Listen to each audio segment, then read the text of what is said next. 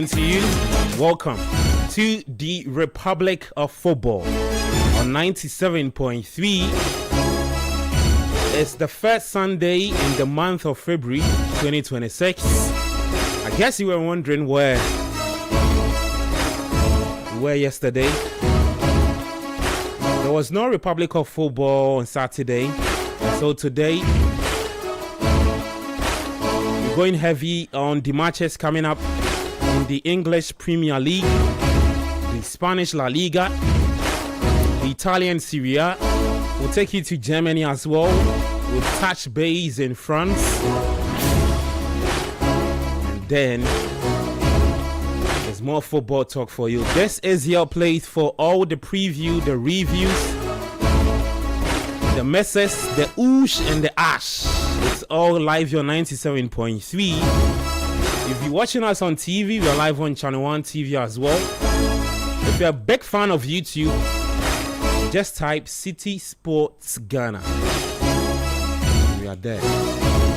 If you don't like YouTube as well, and you're a big fan of X or Twitter, just look for City FM. Join the feed. You can also leave your thoughts, then I'll be glad to read them. I'm Gabby Offer as always. The name has never changed. You can find me on X at Gabby Milito7. And it's always an interactive show, so you can send in your thoughts 0539 986 996 0539 986 996. Yesterday, I met a big fan of the Republic of Football at the Prince of Peace International School. In fact, he's also a big fan of Sports Panorama. He was like, I saw you on Friday. You were hosting their show. Today you're here reporting on politics. I was like, yeah. But do everything so. Clean and nice. Yeah, so if you see me that I'm talking sports, in 1 minute I'm reporting on MPP primaries, it's fine. Oh, Bernard. Oh, 100%. Clean. Yeah, man. Yeah, but welcome to the show again. I missed the show from yesterday. Some big talking points from the games that happened. Today there's a poll on YouTube. The first one, of course, for you is that, are you impressed with Liam Rosinia at Chelsea so far? Yesterday he became the first English manager to win 5 in the PL. And then we'll head to the camp of Manchester United. They are in action as we speak against Fulham. 6 minutes played at Old Trafford. United are looking to make it 3 out of 3 under Michael Carrick. Can Carrick get United to Champions League football next season? That's the second poll for you. It's on YouTube, so go there, leave your vote. The first one is already gathering some votes. We have 14 votes so far. 15 as we speak, 16, oh Charlie, 17. Hey, this one here past primary self. Are you counting the Oh, seconds? Charlie. Give live updates. Or you count seconds? Yeah. Maybe they count the seconds, give the Charlie, time. the thing you sort them out, we now in the count. Like it happened yesterday. Yeah, because the Chelsea fans will then say, Hey, Charlie, Yeah. now you drop bars. Oh, Charlie. You put a certain finish but in the count. Yeah, man. I've not even introduced the guys, but they are talking already. I've not even introduced you guys, they are talking already. Anyway, so you had the guys, Bernard Abeku, Oshri, Kobna Mafo, and Sedinam Edmond. Coach will join us a bit later. So the poll is active. Are you impressed with Liam Rosinia at Chelsea so far? You have 2 options, absolutely. And the second one is no. He's just been lucky. Let's see. Somebody says Prof. Liam Rosinia with the blue love emojis. Charlie, the guy, he get nicknames pass. Then they call him Tactical Rose. Charlie. Tactical Rose. Rose. You know Rose. Charlie.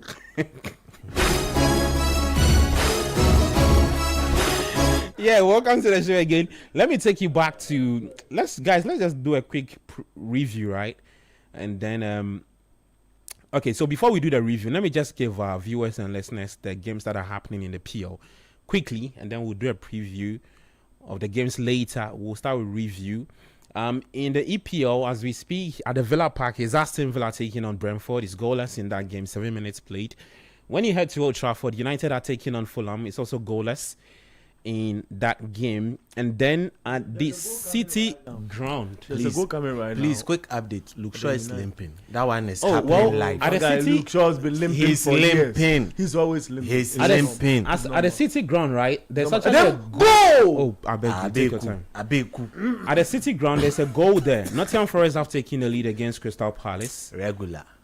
Then later, 4:30 today, there is Tottenham Hotspur taking on Manchester City in the PL. So that's the PL for you. When you head to France, the French Ligue 1, Lyon are taking on Lille as we speak. It's goalless, 10 minutes played. And Guez will take on Metz at 4:15 p.m. And same time, we'll see OGC Nice taking on Stade Brestois. If you want to do the English version of the two teams, it's Nice taking on Brest. And then same time, there's Toulouse taking on AJ Auxerre. Am I not? Sorry, why are you laughing? No, You didn't say it was- I'm saying that. No, so actually, OGC needs to have a new player, Jeremy Bogue. Yeah. And he's on loan with option to buy 5 million. Okay. Yeah. When you trace his route, you get him back to Kwabena Mafu's team, Chelsea. This guy, this guy he said he's lying. How can I lie on the We'll Sunday get afternoon? into that. 7:45, there's Strasbourg taking on PSG. Gary O'Neill is cooking at Strasbourg. He's yet to lose, I believe. Yeah, that is the one we need to talk about. Englishman doing wonders in France. Okay. Yeah. When you head to the Italian Serie A, Torino beat Lecce early on today, 1-0. As we speak, Fabregas Como are taking on Atalanta. It's goalless. Atalanta is seeing red in that game. Cremonese are taking on Inter Milan. It's at 5 p.m. And then at 7:45 p.m. there is Parma taking on Juventus at 7:45 p.m. in the Italian Serie A. Let's jump onto the plane and take you to Spain. Real Madrid, as we speak, are taking on Rayo Vallecano. Real have taken a lead against Rayo. So Real 1, Rayo Vallecano 0. Real Betis will take on Valencia at 3:15 p.m. Then Getafe will take on Celta Vigo at 5:30. The final game for Spain in the Spanish La Liga is at 8 p.m. Athletic Bilbao taking on Real Sociedad. So that's the games happening today across Europe. Let's get to the other games from the games that I played on Saturday, and then we'll quickly come back to today's games to get into it. Let's start off with a 3 p.m. batch of matches. Yesterday was Brighton playing a 1-0 draw with Everton. Leeds also suffered a 4-0 defeat at the hands of Arsenal. So Arsenal 4, Leeds 0. Wolves, they lost to Bournemouth by 2-0. Chelsea beat West Ham United by 3-2. And then Liverpool put 4 past Newcastle United yesterday at Anfield. And people are saying that Hugo Ekitike is the new Fernando Torres. Okay. We'll get into that a bit later. In the Italian Serie A yesterday, Pisa, they lost to Sassuolo by 3-1. Napoli beat Fiorentina by 2-1. Cagliari also beats Verona by 4-0. For the Spanish La Liga, Real Oviedo, that's where Kwesi Sibo plays for, right? He played yesterday against Girona. Oviedo beat Girona by 1-0. Osasuna and Villarreal played a 2-0 draw. No Thomas Partey in there. After that game, Marcelino Garcia updated the press again about Partey's omission. Levante played out a goalless draw with Atletico Madrid. And then Elche, they lost to Barcelona by 3-0. Well, a quick update in Spain. Vallecano have equalized against Real Madrid. So it's Real 1, Rayo Vallecano 0. Real are playing Rayo Vallecano as we speak. Guys, welcome to the show officially again. I've got Sedinam Edmond. There is Kwabena Mafo, The spectacles, man. who is rocking his dark shades. Yeah. Ebu Spurs. The spectacles. Yeah, Chumi. Kwabena? Ebu Namo. Yeah. Ebu Spurs. Thank you. Oh, Charlie. Kwabena, you're rocking Spurs. And I can't mention man. Oh, there we come rest be and shim. But why are you wearing dark shades? Gold plated, though. Oh, Charlie. No, but We had. yesterday his team too lost though. His local team too lost though. Oh, but the New Bushi, 3-1. but the international one also won. So, yeah, but fun is, Connor, are you okay? Is I'm okay. Is everything good with you? Oh, yeah, He's in I'm pains. He's in pain. So he's covering his tears with that or what? Yeah, He's covering his tears. Karim Zito there. You are saying this matter again. The last time you said this, you know what happened to you. Karim Zito is Gabi's very good You friend. good? So if you are warning Karim Zito in front of Gabi, you gotta be careful. I like the way you Zito. said it. You gotta be careful. Yeah, man. I'm fantastic superstar. I'm You're great. good, eh? Yeah, I'm great. Okay. I'm watching the game with keen interest. Yeah, you can see You mean the United game? jersey, yeah, the jersey I'm in today tells a lot. Okay. Yeah.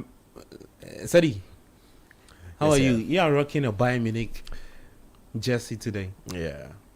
Everything good? Yesterday they said they were cheated. Yesterday the same company it dripped like 50 cents. no 50. The guy we say go chop president, not be name. Which one? Ooh, the guy we say go chop president we. Yeah, I forgot his name. So, in where? They say he's a rapper. Oh, okay. Kanye. Yeah. Tell you yesterday the guy dripped like Kanye. Hey. No, but when The same company. midweek was like he dripped like 50 proper. Hey, Charlie.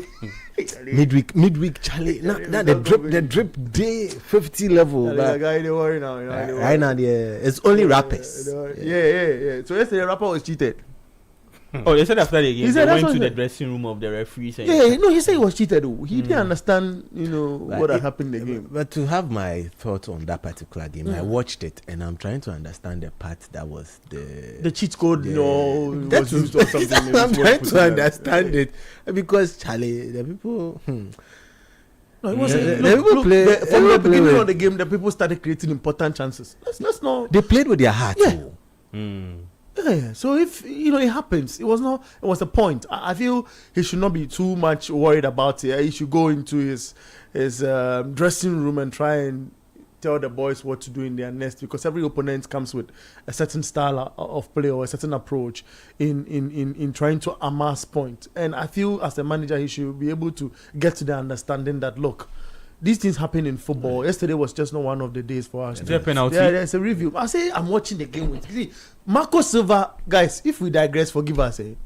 Marco Silva, today. He has a lot of complaints. What is this? Hey. What is this? What's this? This is in the area. What's it? No. It was outside the area. No, it was outside the area. He but said this was it's penalty. This one, No, dear, no. Charlie This Abi. was fun, Abi, Charlie. See, this is he not was penalty. holding him outside the Outside. box, outside, and he leaves him. He actually slips away from him, and then they both go That's not a pushing penalty. each other. Who goes pushing who? See, if this penalty is given, See, it's superstar. very synonymous to You what are- was no, given you are judge on this against Superstar, you are the- judge on this. the Senegalese issue. Their goal. This is very against Abdoulaye Seck. We are all holding each other. Oh, You no, are- but this one is not a penalty. Hello. The VR people are there. It may let us. Look. They are in glasses like we're in glasses. Look. The VR people, they are wearing spectacles like we're wearing spectacles. Relax. Yeah, man. The shirt pulling started out Outside the pen. It started that. and ended outside. Yes. Yes. So, and then there was a final touch from the Fulham You see, they are defender. checking to see where Where the last ball person was. is. Where Where the the last. ball. Yes. It's outside. It's outside. Yeah, it's outside. So we'll see if a penalty will be given. Oh, no, we are waiting for the verdict. On-field decision says it's a From- penalty. Off-field, Off-field says they are ruling they the are lights. yeah, absolutely. I feel that's impediment of play. First off, that's a foul and it's outside the box. Yeah, foul But given. it gets into the box. It gets to the box and there's a little bit of nudging here and there in the box. No, but there's a final question. Did he touch the ball or not? He did. The Fulham defender. Yeah, he did. after pushing the player, Yes. after Did he pushing touch the ball or did he Cunha, touch the player? He did. touched after the ball. pushing Cunha, Yes. isn't it? After pushing No. Cunha. Yeah. No. In the box. In the box, In the Cunha box. rather pushed him first Yeah. with his How? trailing arm. Let them replay it. Fair point. You know. So penalty given or not? Let's He see says the it's going verdict. to them. let's just wait. Then we know it is not going. Okay. No, so, I think it's not a penalty. Once he's on field, they're not looking at the monitors and yeah, he's he's speaking explaining to the decision. the people at Old Trafford and the players themselves. Goalless between United and Fulham. 17 minutes play. Penalty. Yeah, incident, no penalty. No penalty. Yeah. One of the best decisions I've seen ever in football. I know it will be the best decision. Look, Look, I know, no, but I know. it's a fair judgment. I mean, I've not said It's a anything. fair I'm only judgment. saying that. I know. This Are you will saying be- I I've have never an said interest? anything. I've not said you No, have an interest you or are what have trying you. to. No. Okay. The only thing I'm saying is that I know you would come to the conclusion, or you would comprehend if come to the conclusion it's just too much of West putting together. I know you would comprehend that this is one of the best decisions ever taken that you have seen in football. No, I'm just educating my listeners Fair point. and my viewers. Fair point. Okay, guys, let's get into the conversation. Let's You start think off. yesterday's yellow card against yesterday's yellow card? All right, so it's a first goal for Manchester United. Casemiro, he says you guys are talking too much. The talking is too much. Casemiro with the first goal for the Red Devils. Bernard Abeku was watching on. It was a corner kick tapped in. Good header from It's normal. the Brazilian. It's normal. Job done. That's why there's no Casemiro jubilation giving or United the noise lead. in the studio. It's Manchester United It's 1, normal. The Fulham team is getting 0 used to at winning. Old Trafford. Thank you very much, my senior commentator. It's normal. Look. It's normal. You know. Then you say it's not a penalty. Fair point. But it's a free kick in a dangerous area. Casemiro is always rising to that. He's gotten 3 months now to leave the job at Old Trafford, and some of this, pictures we see on our screens explain why he's an important player to this football club. It's as simple as that. And no one is jubilating. If you listen, look, we have our ears on the ground. And we have one headset on the other note. We can hear what's happening outside ourselves in the studio. There's no noise. Everything is calm. It's normal. So what's that supposed to mean? It's normal. Like, the team is getting used to But you're winning. playing Fulham, so it's not like you're playing in the Champions League final or something. You expect people the to guys who have played in Champions League this season, United has beaten them in their poor form. Okay. From Chelsea to Manchester City to where Hello. Yes, please. People, so United have taken the lead against Fulham. But superstar. 20 minutes I think on at Old Trafford. on a more serious note, Cunha starting ahead of an injured Diego Dalot and getting a set piece and finding Casemiro in the box is excellent. And with Casemiro's height, to be able to rise to the occasion and knock that into the back of the net, I feel is special. And especially at Old Trafford, in less than 20 minutes into play. This team has struggled for a minute, even at home. And the morale of the team has been down for a second. So if you see the team getting the first free kick of the game, around the penalty area, around the box, the penalty box, and finding an important lead, it's just gives the team more confidence in going forward as to what they want to do, the players in entirety. But this is not going to be an easy game. I see Fulham's threat or Fulham's attack as a huge threat to this football club. But in the last 2 games, they've shown top quality defending, play against Manchester City, against Arsenal as well, who are also highly on the offensive. Initially, Fulham was allowing United the ball, getting to the higher, the final third, having a lot of numbers in their final third, and trying to rely on the counter. Now Fulham wants to play. It will be dangerous because United love that kind of play. Leave the ball for you. In the last 2 we've seen under Michael Carrick, he would want the opponents to be playing the ball. Then he rely on the pacey, players he has in his setup, and to get goals for the club. Okay. It's going to be an interesting game. Mind you, Fulham is going to score. All right, we'll talk more about the game Bernard has just analyzed. But guys, I just want us to do a quick review of the games. Let's start off from the doorsteps. Two teams I want us to talk about today. We are starting off with Chelsea's win against West Ham United, and then we'll look at Arsenal's 4-0 thrashing of Leeds from yesterday. But there's a poll on YouTube, guys. You can also leave your votes there. The big question is that, are you impressed with, or have you been impressed with Liam Rosini at Chelsea so far? I'll ask a quick question around it to you guys. It's a yes or no, and then I'll come back to you guys and then you explain. Let me start off with you, Sedi.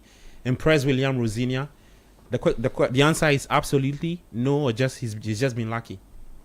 In the past 6 games he's been in charge. For what I have seen, yes. Come now. Big yes. Hey. They're big. There's no big yes in the response. Shock safe.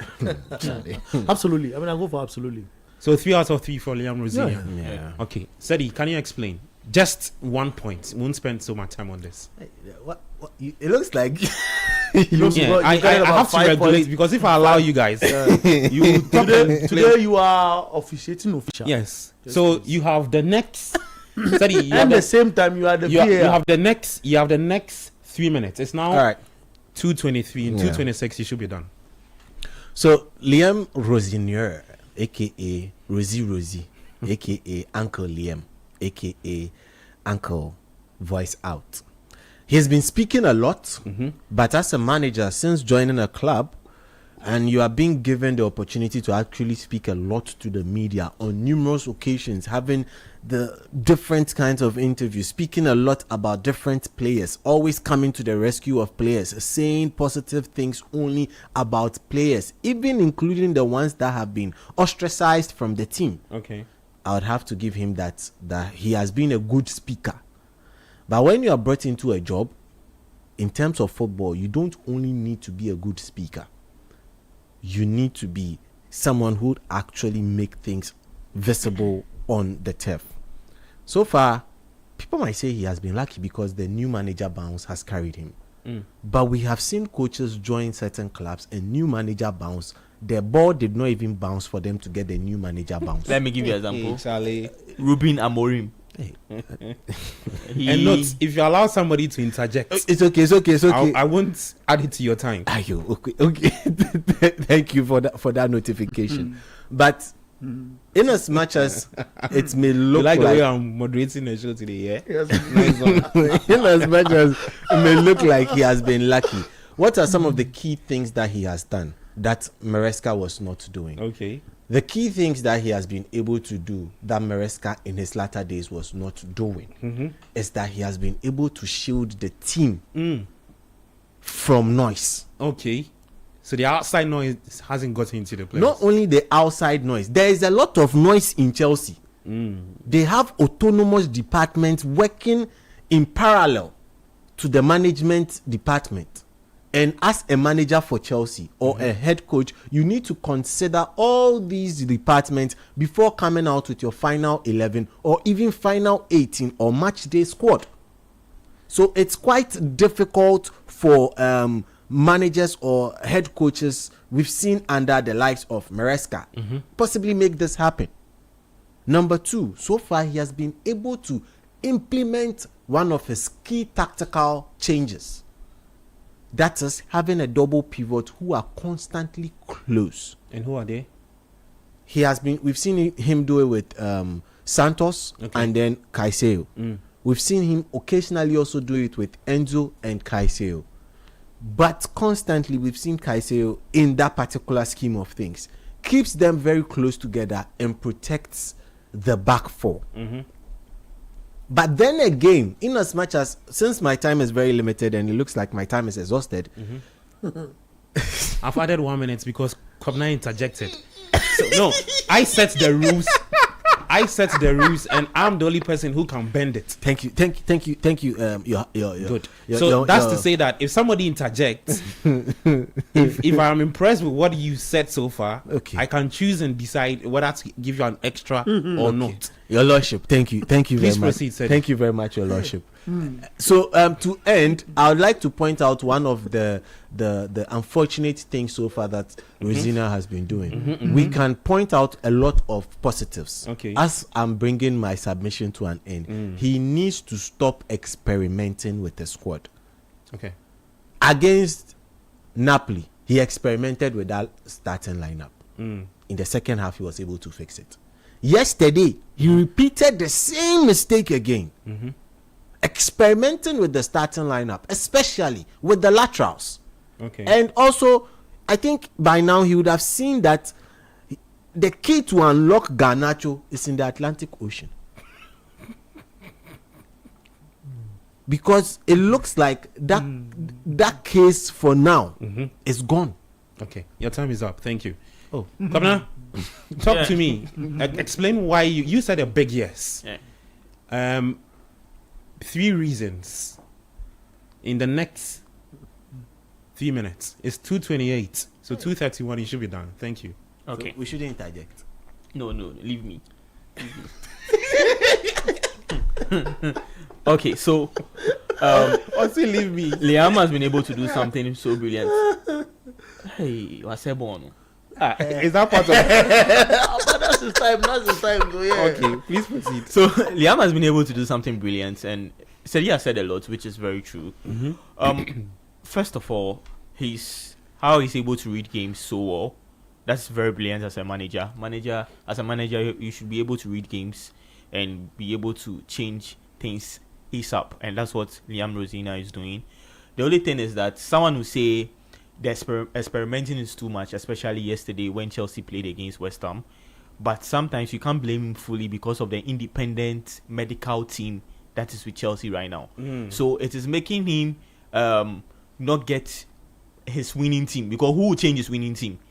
We can blame him for the Napoli game, playing that 3-back with playing just one centre back. That was Wesley Fofana. Yeah. But with against what's the name, West Ham, it's going to be very difficult for you to blame him. But he's been able to catch up and do things so right. Look at what he did yesterday. When he saw that Chelsea was struggling, he just had to do good changes in the as soon as the second half started, he did 3 good changes, and that was brilliant. As a coach, when you see you're struggling in the first half, you don't have to waste time, wait till the 60th minute or 59th minute and see, maybe when they come in the second half they can do something. Just do your changes ASAP for you to get the equalizers as soon as possible, and that's what he did. And that's brilliant from Liam Rosina, how he has been able to do things, able to read games in the second half. That's very brilliant. But just that there are disadvantages to it, because when you meet the tougher oppositions and the first half, they are able to get you very well. In the second half, coming back to beat them will be very difficult for you. But all in all, he has been able to do things very right, and I'm so impressed with what he has done. Secondly, this is away from what you are saying, but there are some key players that I feel like they have to improve in Chelsea, especially Alejandro Garnacho. Garnacho, his best position is him just sitting on the bench and watching players to play. That's Garnacho's best position? Yes. Sitting on the bench. And making others to play, because he's not playing well. Garnacho gets the ball. Instead of him moving forward, he feels like he's playing as a fullback. A fullback is someone that gets the ball and is able to just return back and give passes. Sideways. That is what Garnacho does.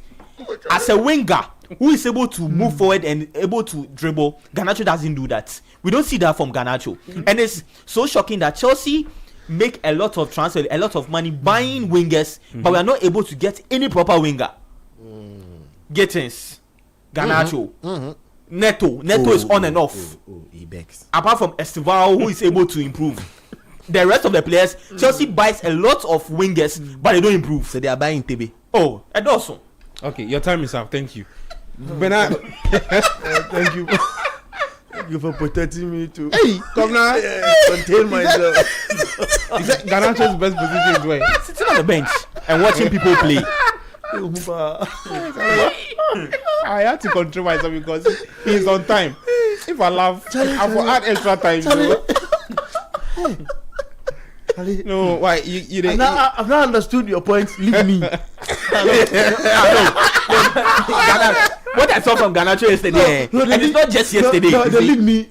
Bernard, They'll leave me. Just a quick, It's properly understood. a quick word on this, right? Yeah. So yesterday I was streaming the game. I didn't watch the. Oh no, I watched the first half. Yeah. Look, I think Garnacho was piss poor. True. Agree. He was atrocious. He was just all over the place. Agree. He gets the pass. Agree. And Kwabena makes that point. He's unable to take on Aaron Wan-Bissaka. Look, no disrespect to Aaron Wan-Bissaka. No, because I think that in the PL, he's actually grown to be arguably one of the best right backs. Aaron Wan-Bissaka is the one that Garnacho should be able to beat, because he's played with him at United. That's what exactly. That's what I'm saying. That for a second, then I looked at who Garnacho is coming up against. I was like, okay, it's Aaron Wan-Bissaka, because Wan-Bissaka himself, he's not been like your consistent best right backs in the PL. That's true. So if Garnacho is unable to take on Aaron Wan-Bissaka, and on the left side of Chelsea's attack, he offered zero, nothing. I got frustrated. I was like, nah. So I actually agree with what Kwabena said. That's not 40 minutes. Bernard, is your time to speak? I want to focus on this. Yeah, it's 2:33. What am I finishing? By 2:36, you should be done. Fantastic. Look, I want to focus on the coach. And what I want to do is highlight what I've seen as positive traits from this manager. Yeah? I feel, Sadi discusses something about he taking a lot of risks. Okay. Or risks. Look, I think he did against Napoli. And Napoli is not West Ham. I respected him a lot. You recall our analysis in 6. Yeah. On X, and guys, you can go watch the analysis again. My argument was Napoli has a bit of experienced players who've played together for a minute and understand what the coach wants to churn out, especially a coach that develops talent rather than a coach that focuses much more on, let's just go and get the result. But he combines getting the result and looking at player improvement as well. So it's going to be difficult for Rosinoa, especially because he's also a new manager that is getting to want to be among the young elite top coaches in the space. Yeah. I respect the work he's done at Chelsea. 6-6 or 5-6. Fantastic achievement. What I feel he's done is he has a strong tactical adjustment to what he does on his play. He's able to give individuals who, is touted to be the best before arriving at Chelsea, and they were one of the reasons why a lot of players were not getting opportunity to play, and they've been projected as the next big thing for them to be sold for this club to make money because the new direction the club will want to move on. But this coach is intentional about what he does. He gives them that opportunity to go, and then he uses them as a bait to tactically twist the game a little to confuse the opposition team in what they want to do. So you might want to think that the link or the loose link at Chelsea in yesterday's place might just be Garnacho. But look at the substitution the manager is going to make. And that's the tactical adjustment I speak of. How he's able to tweak the whole thing to outwit the opponent. Yesterday, people thought Chelsea were going to draw. He was coming back from 2-0 down in the first half of the game. And to change that tempo and to change that story, I feel there's a manager, people have not paid attention to, and this is not like the managerial bounce at Liverpool. Yeah. At Liverpool, okay, at Liverpool, where Arne Slot came. I know I'm in time, so I won't let anybody confuse me. When Arne Slot came and had the crop or the base of the style or system of Jurgen Klopp and used that base to win.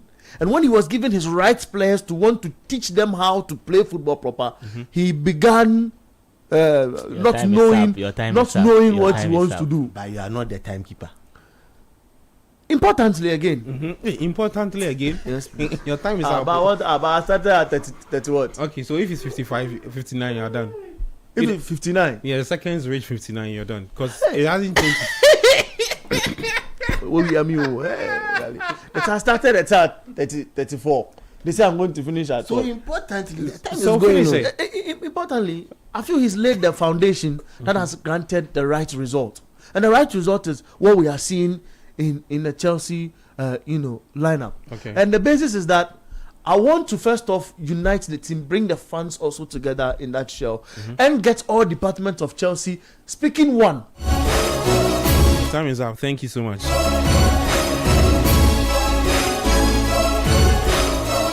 Yeah, people. I've got it at 35. 35. I mean, they gave me 2 minutes. They gave me 3 minutes. When people were talking to me, I didn't talk. Listen. I tried to compose Bernard, myself. You see, there's a reason why You didn't start 35. when everybody's about to speak, I said a thing on air. So if you lie, Okay. the listeners will come for you. Okay. But You started at 35. 2:33 33. and you ended at 2:37. I gave you 4 minutes. Fair point. Yeah, so that's the guys, the analysis on your microphones are off. Your microphones are off. Thank you so much. On Liam Rosini at Chelsea. Let me just run you through his stats, just in case you're wondering. So he was appointed as Chelsea head coach on January 6, 2026 on a long-term contract, so through to 2032. So the start, right, as early as February 2026, he's played 7 matches. He has 6 wins. He's yet to draw. He has 1 loss. That loss came against Arsenal in the Carabao Cup. For the goals scored under Liam Rosinia, Chelsea have scored 19 goals. They've conceded 9. And his win percentage so far is 85.71%. At that. Yeah. Something So the points Amorim would dream about. The points per match is approximately 2.57, and that's based on the available breakdown. So he's got wins. So his debut game came against Charlton Athletic. He beat Charlton by 5-1 in the FA Cup, and then he secured multiple wins in a row, including strong performances like comeback against Napoli, results against Brentford, Crystal Palace. He beat Crystal Palace by 3-1. And other games. His latest win is against West Ham United, where Chelsea beat West Ham by 3-2. Let me take some comments on YouTube. The polls on the Rosinia talk is now over. The next poll will be United's camp. Michael Carrick, is he the man to take United to Champions League football next season? That poll will be up pretty soon. Let me take some comments on YouTube. I'll say Josiah says we are live a day here. City are winning by 3-1. He says Spurs know the job. Arsenal must not win the league. Okay. I hit top Bola 1482 says Prof Liam Rosinia with a blue love emoji. Okay. Patrick Lawete T3X says good afternoon from this side. Okay, Patrick, why are you texting us from? City is winning by 4-0. Okay. Sweet Kwame says Kukureya caused Adama Traore to throw him away. Okay. Jude Nyame says tactical coach Rose.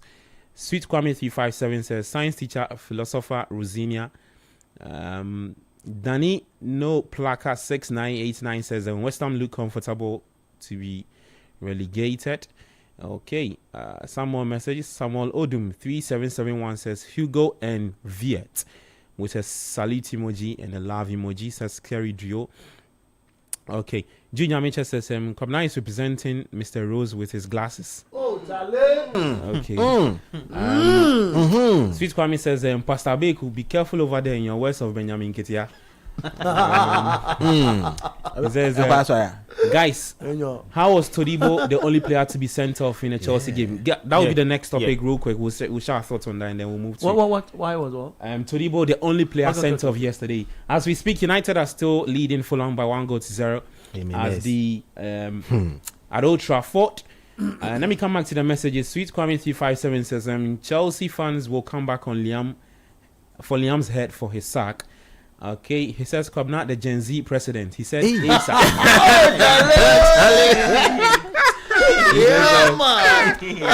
Sweet Kwame to say he was giving the ball away too much. Okay, I'm sure he's talking about Garnacho. Yeah.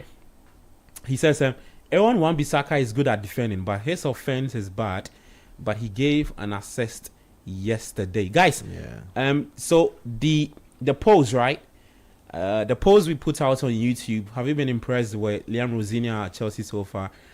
We have 63% for absolutely, and then we have 37% for no, he's just been lucky.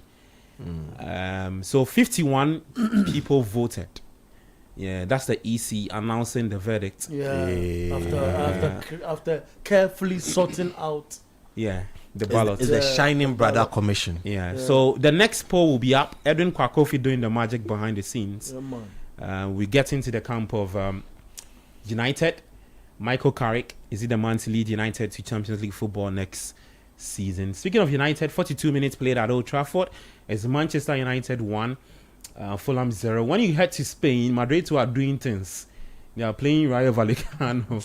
It's 1-0 there. 77 minutes, right? Yeah. 77 minutes played at the Santiago Bernabeu.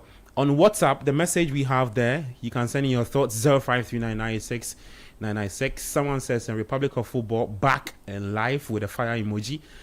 This one says, I want to see United against Chelsea to see who gets one over, because the new manager bounce has been good to the two teams.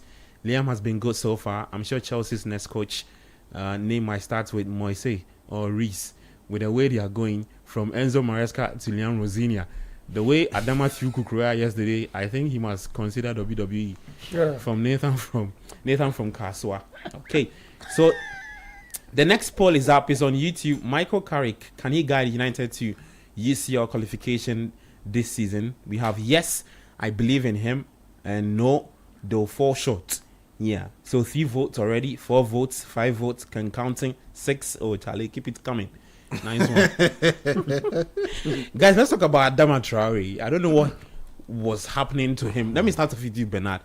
So there was an incident. He just threw off Kukurea, and I think João Pedro wanted was to close react. by, and Yeah. João Pedro pushed him. Pushed him. So And he's then- on board. And then Kukurea, Adama Wait, Traore channeled his inner Hulk. Hold on. So I should hold on. there's one part. There's So one part, after okay. he sent Kukurea flying. Mhm. you just want to sugarcoat them. No, after he sent Kukurea flying, he was actually charging on the assistant referee. Okay. And then João Pedro now Pushed him. pushed him. You can continue. Yeah, and then Traore channeled his inner Hulk about to attack João Pedro. Charlie, I saw a video that said if I see João Pedro in face, then the guy the fear because the way Traore doing body there, bro. But the referee ended up giving just Todibo. Jean-Claire Todibo a red card. I thought that Adama Traore should have seen red too for what he did. But he gave João Pedro a yellow card for argument. That's what Anthony Taylor, Yeah, I Anthony believe. Taylor. I think that in the Premier League, for you to become an excellent player, you should be able to Red card in the Mogrify. Ravel Kano game. transmogrify to oh, that's harsh. That's harsh, isn't it? Red card. That's a red Yeah, card. that's a red card. That's a red card. Guys, that's a reaction from the Madrid game. Pardon Yeah, me. so Charlie. 80 minutes played in Spain. Is that not the Senegalese player, Cease? Yeah, Cease. Yeah, That's him. That's him. Papi Cease. Is he the one showing the red card? Yeah. Yeah. But he went into the tackle. I mean, I don't know if it's confirmed that it's All red right. card. So we'll get into that. But now you can proceed with the Chelsea convo. And I'm saying that you should be able to transmogrify into a lot of characters as a Premier League I player. said you behave yourself. Yesterday, Adama Traore, Rio mysteriously Hey. dagged Kukurea.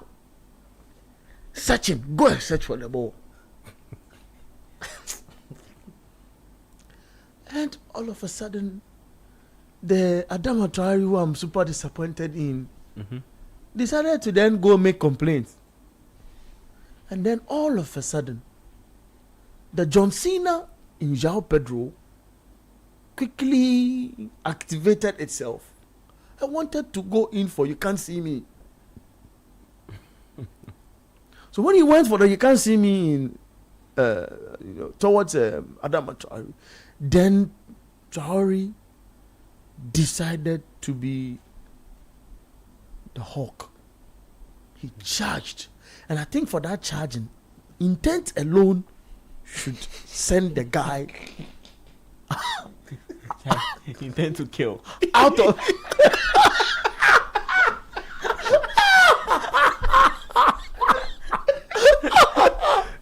out of the playing field. This is football, bro. What do you want to kill the lad? This is football. You know, but I think the referee maybe just read it as a quick human reaction from Adama Traore in charging towards Pedro. And the game I understand is an emotional game, but Yeah. I think later in the midst of the scuffle, then what's the name of the young gentleman who was red carded? Todibo went and held the neck of you see what Casemiro did to what's the name of the guy? Is he Hughes? Is it Hughes? Yeah, it was Casemiro. Hughes. It was Hughes, right? Yeah. Casemiro went and he sent his hand straight down the throat of Hughes and Like in Undertaker. like Undertaker. That's Oh, Sonny Combs, the Undertaker. Charlie, like Undertaker. So I'm using a lot of WrestleMania terms to him. You know, like the Undertaker.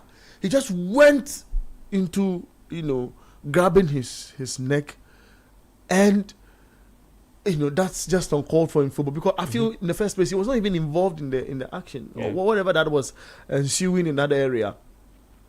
And I think that is a red card offense, the holding of the neck, number one. Then the charging at Pedro is also a red card, because the game needs a lot of examples to paint this is just football. It's 3 points that's in the scene for the two teams to try and have the 3 points or have a point. So to charge towards the player in that manner, I'm even thankful that issue of skin color didn't come to play yesterday. Oh. Yeah, I'm just happy. I was just super excited. Seeing how something happened later. You get it. So I was just super excited that skin color did not show up, and then the referee in that circumstance ended up giving a red card. And I'm explaining for the referee and thinking that he just thought that was a human reaction first. When a human is attacked, the defense mechanism is what he tried to assume was happening, and then didn't allow the sequence to flow, flash a lot of red cards and what have you. But that being said, he should have been red carded to serve as an example, just like player intent. Imagine if Pedro too had charged up and just went straight into him. Would have been super chaotic, in that space. So it should have been red card to Adama Traore, I think. Okay. Commander Sadi, you want to have a quick bite on that, bro? He's done it. Okay. Sadi. Thank you very much for the opportunity. Now, for me, for VAR to tell me that, let me quote the tweet of the official Premier League match center, where all VAR decisions taken in the EPL are put. On this particular occasion, this was what they said. Okay. The VAR recommended an on-field review for an act of violent conduct by Todibo. Referee's announcement as follows: after review, West Ham number 25 grabs Chelsea number 20 around the throat in a violent manner. Therefore, my final decision will be red card for violent conduct. You see, football laws are made, and then it now comes down to common sense and discretion. Thank you very much, Abi. But it looks like VAR, upon all the things that could happen, did not see that Mavropanos was also having afters with Joao Pedro much later. Yeah. So if Joao Pedro is, he got a yellow card, Mavropanos, you were not part of the whole situation. Latter stages, you were flicking your hands and also shoving people away, so you also get a yellow card.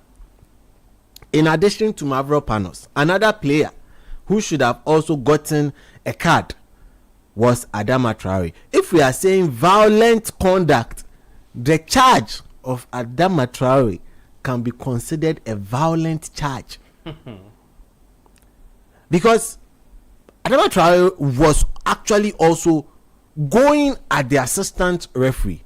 That one alone, attacking the official, violent. But he did not.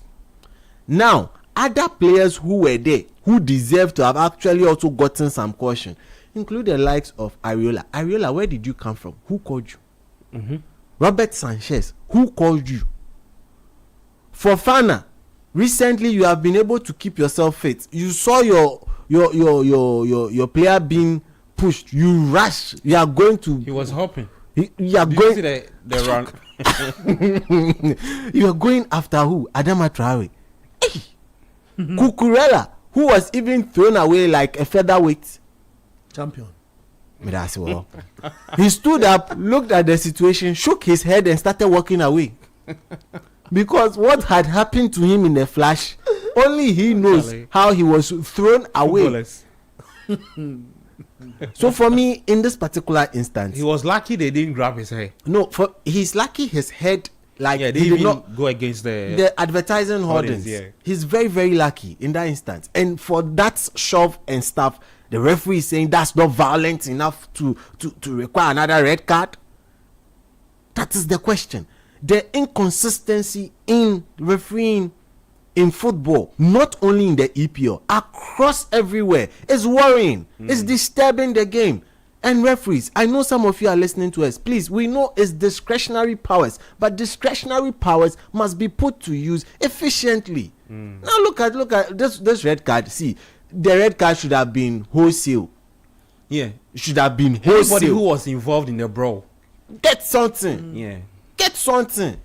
Major red, minor yellow. Yellow. Major red, minor yellow. Pushing yellow. Simple. Oh no, it's as simple as If that. it comes to such, See, the Chelsea players who were on the other side Yeah. and had nothing to do with what Kukureya and Adama Traore were doing there, Yeah. and decided to run from Robert Sanchez to Kopama, all of them yellow yellow.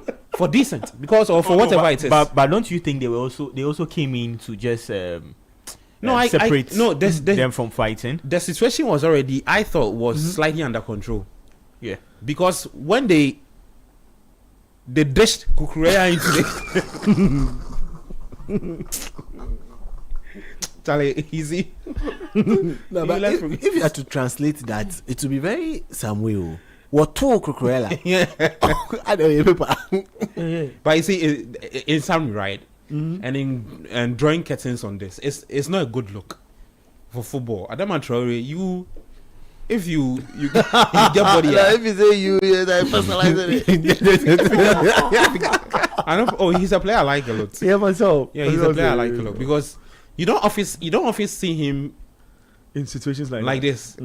I don't know him off the pitch, but his personality looks like somebody who is a very calm guy, Bole calm guy, like Bokal. Oh yeah. Well, it's halftime at some of the venues. Let me quickly update you. At the Villa Park, Aston Villa 0, Brentford 1. Brentford are seeing a red card. At Old Trafford, United have taken the lead against Fulham. And then at City Ground, there's Nottingham Forest 1, Crystal Palace 1. But Forest are down with... they've lost one man. They're seeing a red card. Later, 4:30, there is Spurs taking on Manchester City at the Tottenham Hotspur Stadium. 054996996 054996996. You can leave your thoughts there, guys. Let's talk about Michael Carrick and what he's doing at Manchester United. If he wins today, I saw this stat right about him, and a stat that was likened to their former boss in Ruben Amorim. I'll fetch that, but there's a poll on YouTube. The poll says that can Carrick get United Champions League football this season? So United, if they're able to finish in the top 5, top 6, depending on how far the English teams would go, United will be playing Champions League football next season. Can Carrick be the man to guide them there? Steady. Just like we did with the Chelsea conversation, yes or no answer, and then we'll come back and explain. It's dependent. On what? So now, can I continue at once? Or No, okay. You've answered the question. Yeah, it's dependent. Dependent is the dependent part of the answer. Now draw my attention.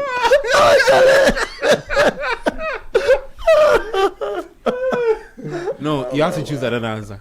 So when you said you didn't give me options. Okay. Hey, another goalkeeper. Let me- Nico Williams, red card. Let me get to the.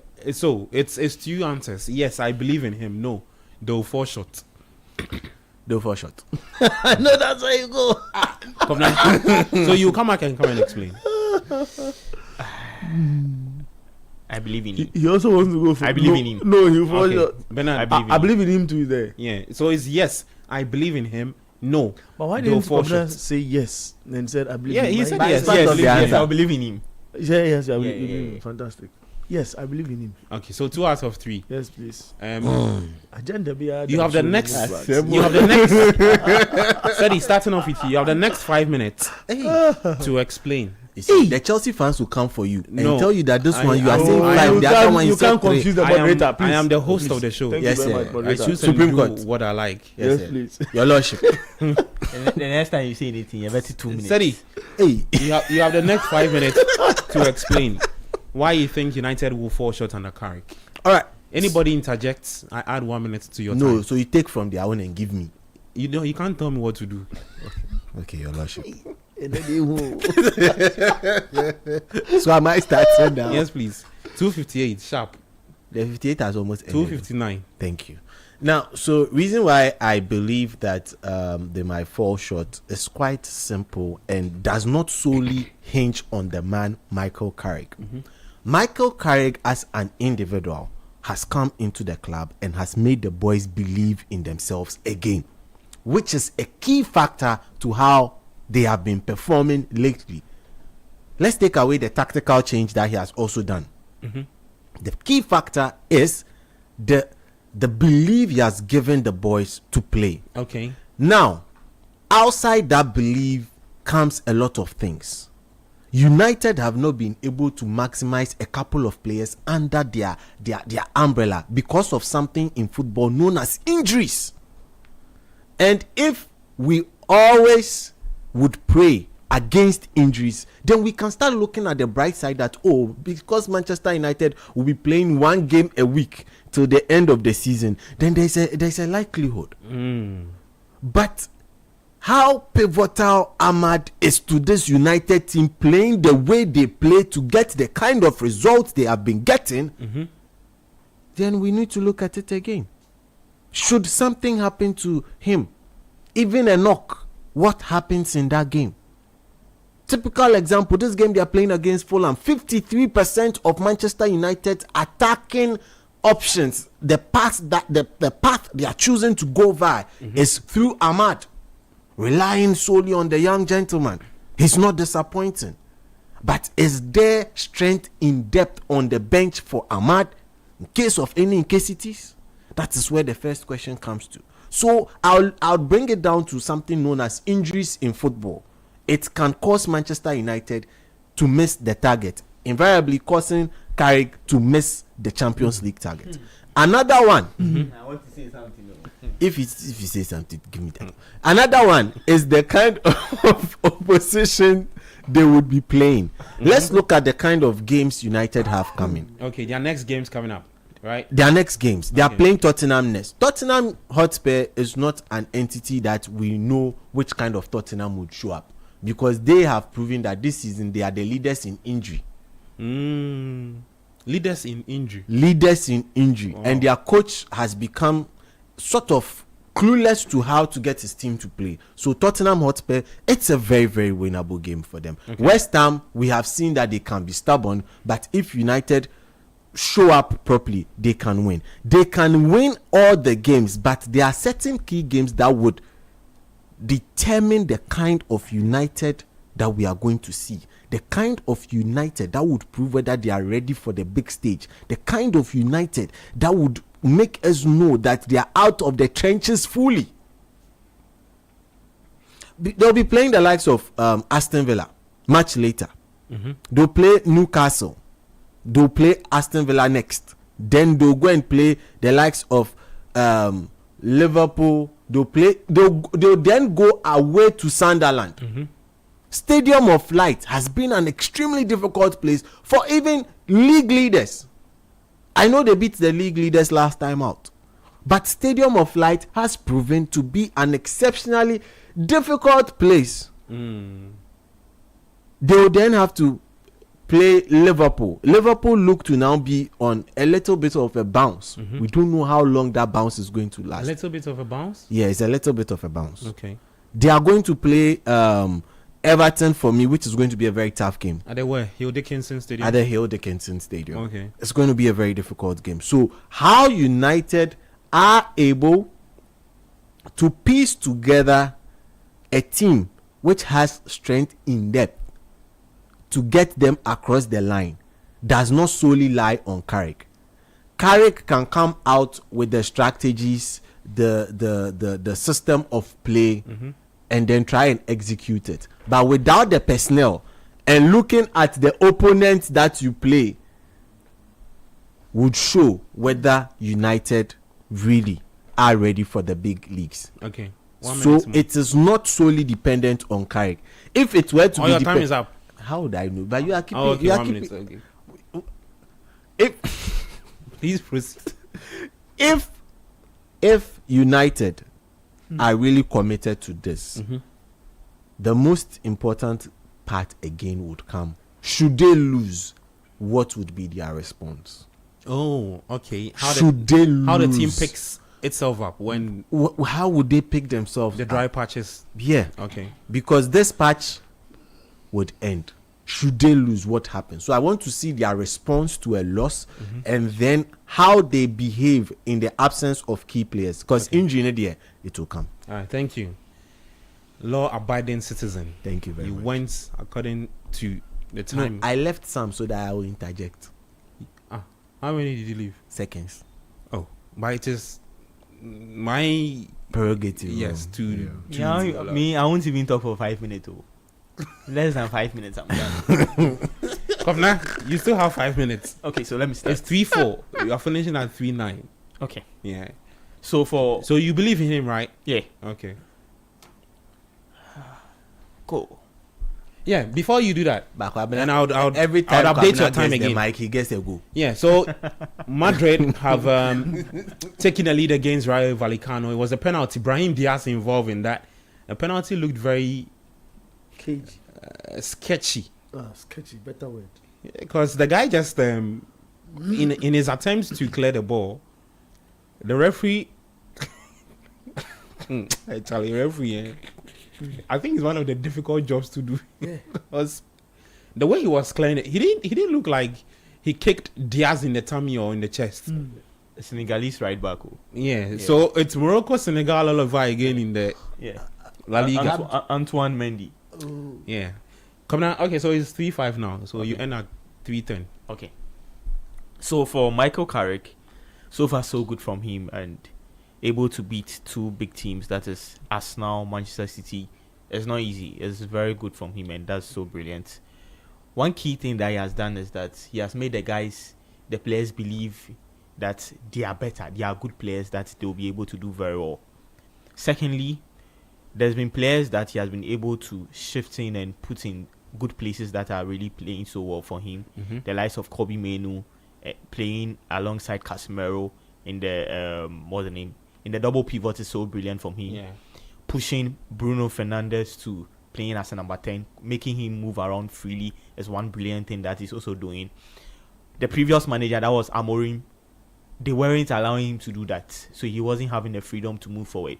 But since they've put him at his favorite position, you can see how brilliant he's playing. When he was even playing as a double pivot, he was playing well, but not too well. But he was still struggling, but able to do some good passes.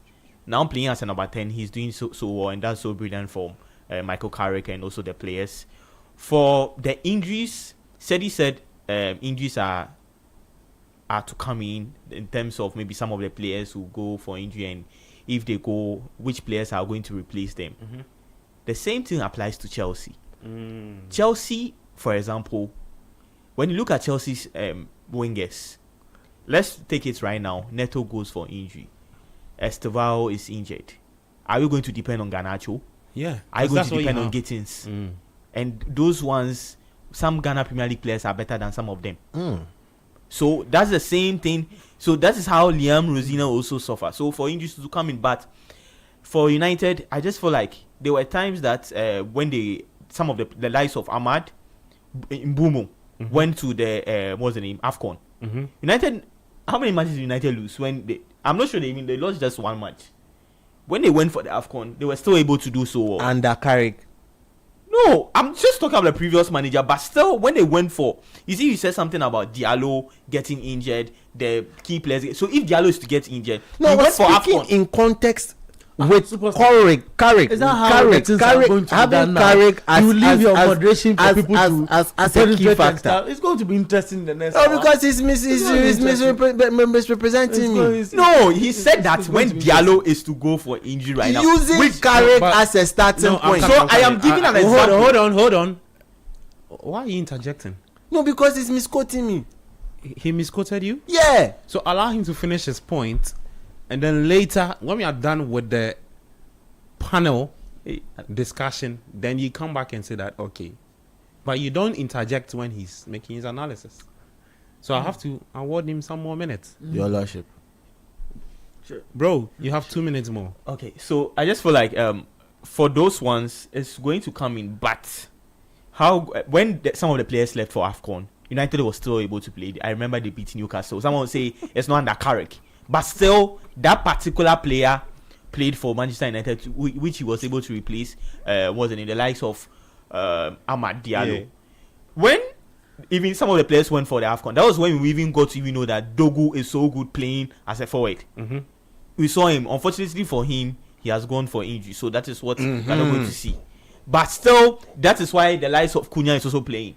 So United has a lot of squad depth that if they want to play, they can play so well. So it's the confidence the manager has put on the players that is really helping them. And I feel like if the players are to continue this way, United, the only problem they have is that some of the big games, they struggle a bit. Some of the small games, they struggle a bit. Okay. The big games is when you know that Manchester United is going to win. So if they are able to cope and do so well in the small games and the way they are beating the big games, I'm sure Carrick is going to get some good numbers that will just make Manchester United qualify for the UCL next season. Because the UCL next season might have about 5 to 6 teams qualifying, and I will not be surprised if Manchester United is fifth on the league table. They will qualify for the UCL. So I feel like Carrick is the man to just take Manchester United to qualify. All right, you have just some few seconds to hit fifth end. You didn't go against the time. That's good. Somebody's asking what's the score for the Madrid game. It's Madrid 2, Full time. Rayo Vallecano 1. I'll take some few messages on YouTube and then I'll come to Bernard. Jude Nyamicha says, why 5 minutes for Manchester United and 3 minutes for Chelsea? Hey, this one says there was another West Ham player who gave Cole Palmer a slap. Yeah. That's another red card there. Okay, That's United forever. Uncle Mavropanos. Carrick all the way. That's from KSO 5161. Sweet Kwame says, thank you, Gabi. I don't know why you're thanking me. Martin Donu Kwabna says, Pep, today we don't want any rough lineup. Okay. Chelsea players also deserve a card in the scuffle. Yeah. Fofana also needs a yellow card. That's from Sweet Kwame. Okay. Bernard, is it time to talk? You read small. No, I'm done. I'm done. No, because he's scared that this can end in a The goal. Fulham will equalize. Pinching. Bernard, it's a time to talk. If you don't want to talk to, Where's my time? I can Let's just get into my time. give your minutes to. I think this manager has brought a bit of stability. No, to hold this on for football me. club. I have to give. It's a plot to frustrate me. No, it's not a plan to frustrate you, but I have to mention the time you start. Okay. So it's 3:11. The floor is yours. It's 3:11 and 31 seconds, right? Yeah. I So you go end into- You end 3 16, 31 31 seconds. seconds. Please No, proceed. 40 Fantastic. seconds. Fantastic, Jai. It's 40. 40, thank you. Please proceed. I think United, this manager has brought a bit of stability into this football club. Under Ruben Amorim, we all understand that it was the same players who were fielded in games after games that were unable to get 3 wins on a trot. And it looks like this might just be another win for United ahead of the Tottenham Hotspur's game. So 3 wins on a bounce. Straight. And again, he establishes that when you look at the United style of play now, they still build from behind when they are playing. In Amorim's system, they also build from behind anytime they are in possession from. Then they want to start playing from the Tammy back. Abraham. Bernard, hold on. Tammy Abraham has equalized for Aston Villa. He's making his debut today. 12, 30 seconds. Yes, he's making his debut today for Villa after leaving a PL. The last time he played in a PL was with Chelsea. He's gone roaming. He's back in the PL. Experience is there for Tammy Abraham. Back on the score sheet for the Vélez. It's gone roaming with Roma. Bernard, you can proceed. I can proceed. Yeah. 3:13. So how many minutes do I have? 4 minutes. Fantastic. So I feel I indicated earlier he's brought stability to this setup, which I think is material. One thing I've also seen is that the United play has not changed much. What has changed is after bringing stability, he's injected a bit of confidence in this setup and reignited certain energies in some players who were discarded in Kobe Menu. He shifted from a 3-4-2-1 formation into a 4-2-3-1. In doing that, the system or the laid down system in the 3-4-2-1 is still in session. But the 4-2-3-1 gives the team more stability. Okay. And now speaking to the players to play with them a lot more of, a lot of confidence. And also done this trick of one touch pass. You only get double touches when they are at an advantage, a disadvantage, and you're looking for men in areas, but you don't have them running with you. I feel these players listen to instructions, and the coach now has played them in their natural positions, like a Bruno Fernandes now plays in a 10, which is naturally his creative role he loves.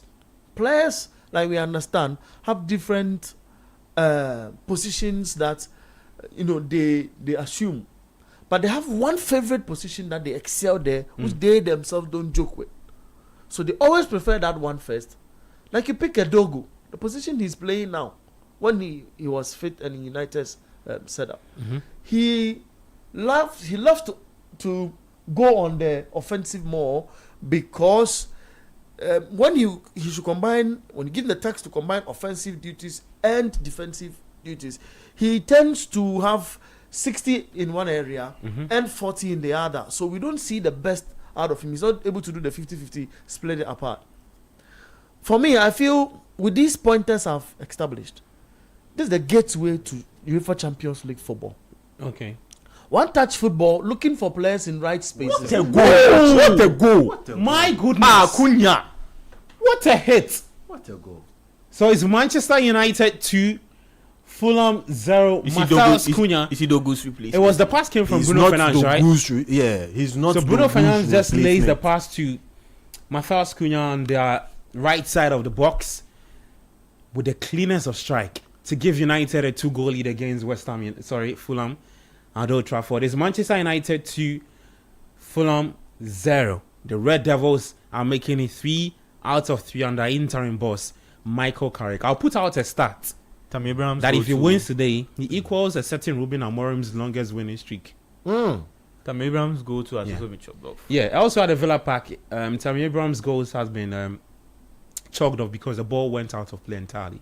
Bernard, sorry for that. Yeah, I still have 1:30 seconds. So 2 minutes for you. 2, thank you, Yeah. my Hey, able, into swell. fantastic moderator. As he's giving you the time. there. Please, don't come inside. Don't come inside. Please proceed. Be on, stay. You have 1 minute 50 seconds. Thank you, my man. I have the time. I can do whatever I want to do with it.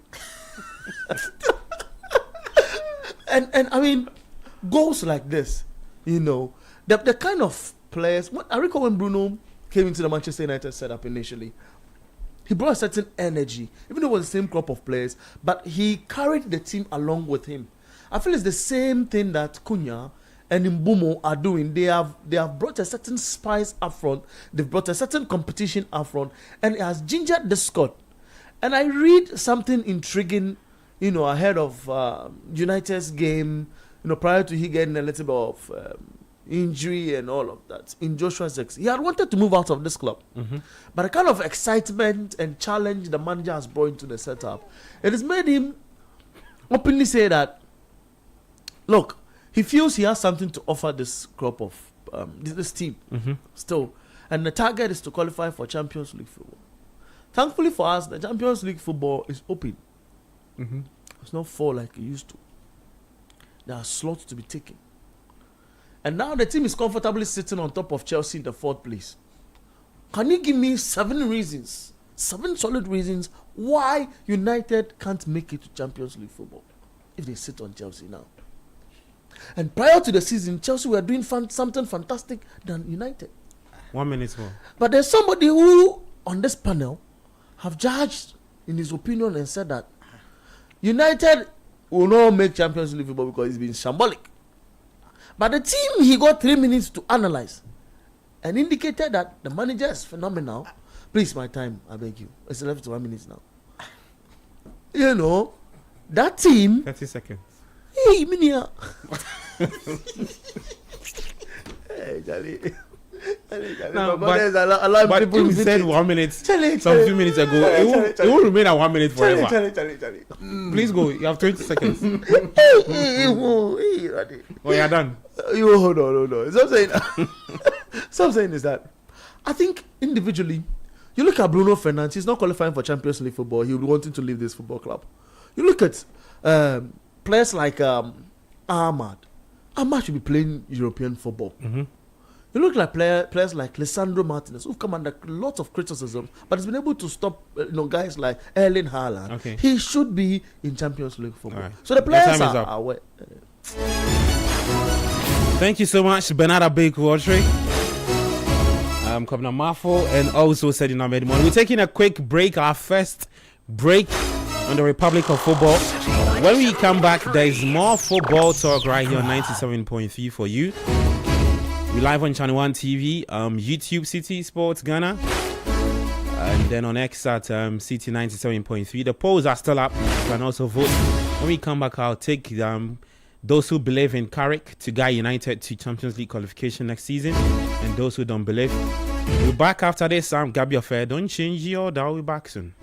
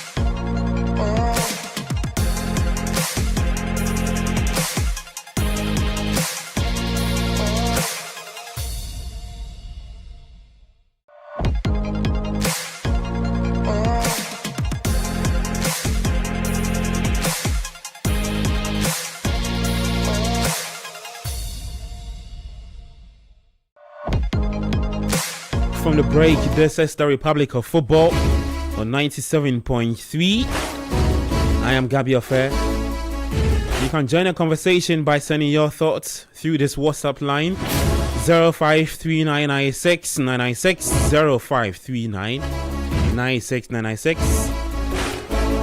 We are previewing and reviewing the games from the major European leagues, and this is the only place to listen to every weekend, Saturday, Sunday, 2 to 5 p.m. Live on 97.3 and live on TV, Channel 1 TV as well. Live on YouTube, City Sports Ghana. and then live on X City FM. At the tail end of the show, we'll activate the phone lines just like we do every weekend. And then you can call us and share your thoughts with us. Also, later, 054996 996 054996 996. Later, in the course of the show. Let me just run you through the updates from the other major, the other centers. Let's start off from Spain. Aston Villa are losing to Brentford. Brentford have beaten Villa by 1-0. United 2.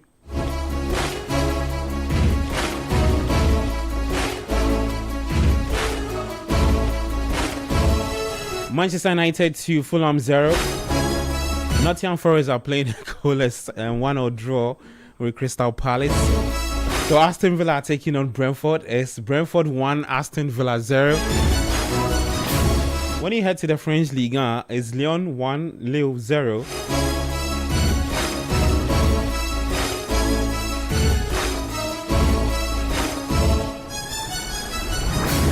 Angers will take on Metz later 4:15 p.m. and then OGC Nice will take on Stade Brestois same time. Toulouse will take on Auxerre at 4:15. Then there's Strasbourg taking on PSG at 7:45 p.m. When you get to Germany, there is Stuttgart taking on Freiburg. It's goalless as we speak. Borussia Dortmund will take on Heidenheim at 4:30 p.m. In the Italian Serie A, Torino, they beat Lecce by 1-0 early on today. Como as we speak are taking on Atalanta. Is goalless. In that game, Cremonese will take on Inter Milan at 5 p.m. And then Parma will play Juventus at 7:45 p.m. In Spain, Madrid early on beat Rayo Vallecano by 2-1. Sorry, Rayo saw 2 red cards. Let me take you quickly back to Old Trafford because it's United 2, Fulham 1. Fulham have equalized 65 minutes played at Old Trafford. So Manchester United 2, Fulham 1. That's the update there. Back in Spain, Real Betis are taking on Valencia. Is goalless. Getafe will take on Celta Vigo at 5:30 p.m.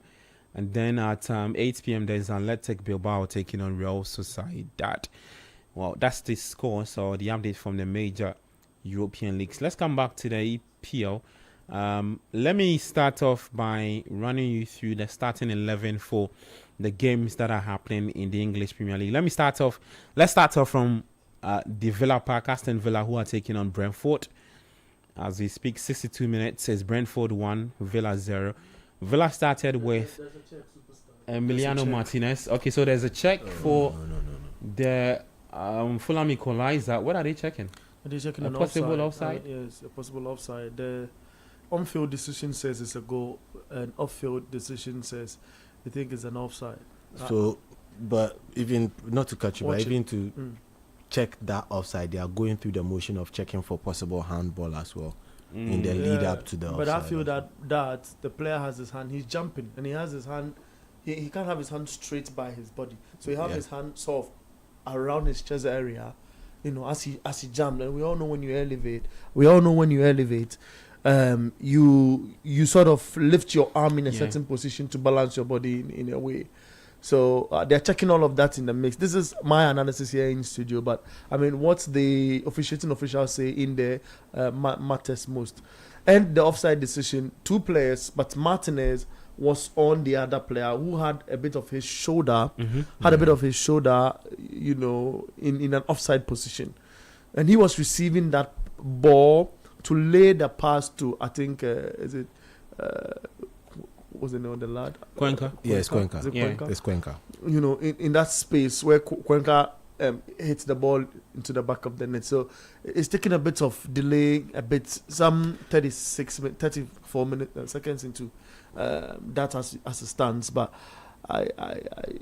if it delays like that, I mean, then the argument is really it's offside, we think, but you are on field, and what's your decisions as well? I don't know, offside, but Okay. But I feel that the Yeah. mere fact that the ball went into it deflected off Martinez before getting to Cuenca, I think it resets everything. That's what I believe. That's what I believe. But I don't know what they would eventually say. Okay, so let's see what the final decision from the referee will be. As we're waiting, let me just run you through the starting 11. no, pointers. Sorry, superstar. Pointers. The moment the ball, was offside. When a player has an advantage, you know, in an attacking half of an opposition team's area, you know, have his body in an advantage that results in goal. I think a decision is taken. It's offside. There's offside. Okay. All right, so the goal has been chalked off. It's Because United before 2. even the ball went into Lisandro Martinez yeah. to get to Cuenca, the receiving player before the ball got to Cuenca was already in an offside position. Yeah. All right, so goal chalked off. United 2, Fulham 0 at Old Trafford, 68 minutes played.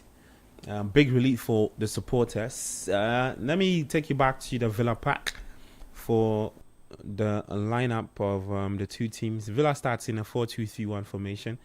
Emi Martinez in post, the back four of Ian Matsen, Pau Torres, Ezri Konza, and then Marty Cash. Midfield two of Bogade, who's been substituted. Douglas Luiz is in there. There was Jadon Sancho, Morgan Rogers, Emiliano Buendia, and then Tammy Abraham leading the attack for Aston Villa. On the part of Brentford, it's a 4-2-3-1 formation as well. Carmen Kelleher is in post, the back four of Coyote, Aja and Van de Beek, and also Henry making the back four. Janelt Henderson, Kevin Shade Jensen, Dango Ouattara, and Igor Thiago leading the attack for the Villa Brentford game. So just quick thoughts on that game. Tammy Abraham, he equalized for Aston Villa, but his goal was chalked off because the ball went out of play totally. Villa still trying, they are knocking to try and see if they can get the equalizer before 90 minutes. Just quick thoughts on that game. Well, so on that particular game, I just like to quickly lay this and add it to just a word on United. Yeah. So you asked the question whether they will make the Champions League. That's what I was doubtful of. But for them making Europe has 3 competitions that they are definitely making Europe with Carrick. Yeah. But to make the Champions League, that's where I'm a bit doubtful. Okay. Now, that out of the way, linking it back again to what I said pertaining to United, possibly maybe getting injuries and then it goes out of the way for them. That's what, if this result ends this way, would have happened to Aston Villa. Aston Villa are without key players in that midfield, key players who have locked it down all season for them in that midfield, key players who have been very, very important to their resurgence this season. Tielemans injured, Kamara injured, and that was the midfield engine room. Yeah. That is the reason why the likes of Douglas Luiz are being looked at to Sambre into the Villa team. So you see the power of injuries. A week ago or 2 weeks ago, going into this game at Villa Park, Brentford had no chance, absolutely no chance. But Brentford today have been able to go down with a man, one of their key goal threats, and still lead away from home at a very stubborn Villa Park. That shows the dynamics and that shows what injuries can do to you as a team. So you don't write it off. That's why you need strength in depth. But in this particular game, I feel Villa have been missing the services of a couple of players. Okay. They've been missing the services of Tielemans. They keep cutting the ball back into positions where Tielemans would regularly be roaming about in. They keep cutting the ball back into positions where the midfielders they are missing on the turf would have been lashing onto those balls, box crashing and scoring those balls possible. They now have different players who are taking time now to learn how each other moves on the pitch. How Oli Watkins moves is totally different from how Tammy Abraham moves. Totally different. They play in the same position, but they are two different profiles on the football pitch. And for me, Aston Villa would need to do more than enough to actually even pull something back in this game. Brentford look very resolute in how they are playing, defending deeply, and they are actually playing as if there is no red card. They are playing largely as if there is no red card for them, and that for me is impressive. Aston Villa should make their numbers count. They actually know how to navigate through situations like this under Keith Andrews. I'm sure he's just sticking to the blueprint under their former boss, Thomas Frank, who was started as a perfectionist when it comes to having teams in situations like what Brentford are in as we speak. So who's winning this? You think Brentford can see it out? It will be very difficult. Or you think the numerical advantage on the part of Villa would do them some good? Eventually, it should count. It should count. Villa should not take up that attitude of Crystal Palace where you go into Europe and you come back and you lose your next game. Villa should not take to that attitude. They need the point to actually keep the pressure on Man City more than Arsenal. Okay. Because Villa getting the point still makes Man City more interested in trying to topple Arsenal. Should Villa lose this game, City would say, whatever happens in that game, we are still second. There's more room for us to catch up with the first. But should Villa try as much as possible and get something from this game, the pressure now is on City to get everything possible from that Tottenham Hotspur game. Okay, let's get to the Old Trafford. Let me just run you through the updates there. It's 74 minutes, United 2, Fulham 0. The starting 11 for the two teams, starting off with the visitors in Fulham. They line up in a 4-2-3-1 formation. That's what they started with. I'm sure as the game evolved, they changed. Oh, you believe it? Benjamin Sesko missed. He missed? They went into the post. There was a beautiful cross from Ahmad down the right-hand side of United. And boy. Yeah. Against the woodwork. Yeah. Okay. For United, no, for Fulham. For Fulham, it's Ben Leno in post, the back four of Timothy Castagne, Anderson, Cuenca, and Anthony Robinson, who's been subbed off. Sanderberg is partnering Alexi Iwobi. Samuel Chukwueze and Smith Rowe, Harry Wilson, and Raul Jimenez, who's also been subbed off for Fulham. For United, they started in a 4-3-1 formation. Lamar in post, the back four of Luke Shaw, Emi, that's Lisandro Martinez, Maguire, Diogo Dalot, midfield two of Kobe Mainoo, Casemiro, who's been yanked off not too long. There is Matheus Cunha, who's also been subbed off. Bruno Fernandes, Amad Diallo, and Brian Mbeumo playing more like a false nine. But you have Benjamin Sesko, who's also been thrown. So the formation will be looking slightly different. Bernard, just share with me your observation from what United have been doing right from minutes 1 to minute 75. I think from minutes 1, the instruction has been just don't keep the ball too much. Find the player closest to you. Let's always win the ball, because without the ball, it's really going to be difficult because of the threats Fulham poses. Because when Fulham has the ball and they are pressing, they've got brilliant players up front. Active Jimenez to score for Fulham in this game, and it has been like that for a minute when they are with the ball and they get into dangerous zones. But United has been able to manage the game and its tempo and the threat of Fulham as well.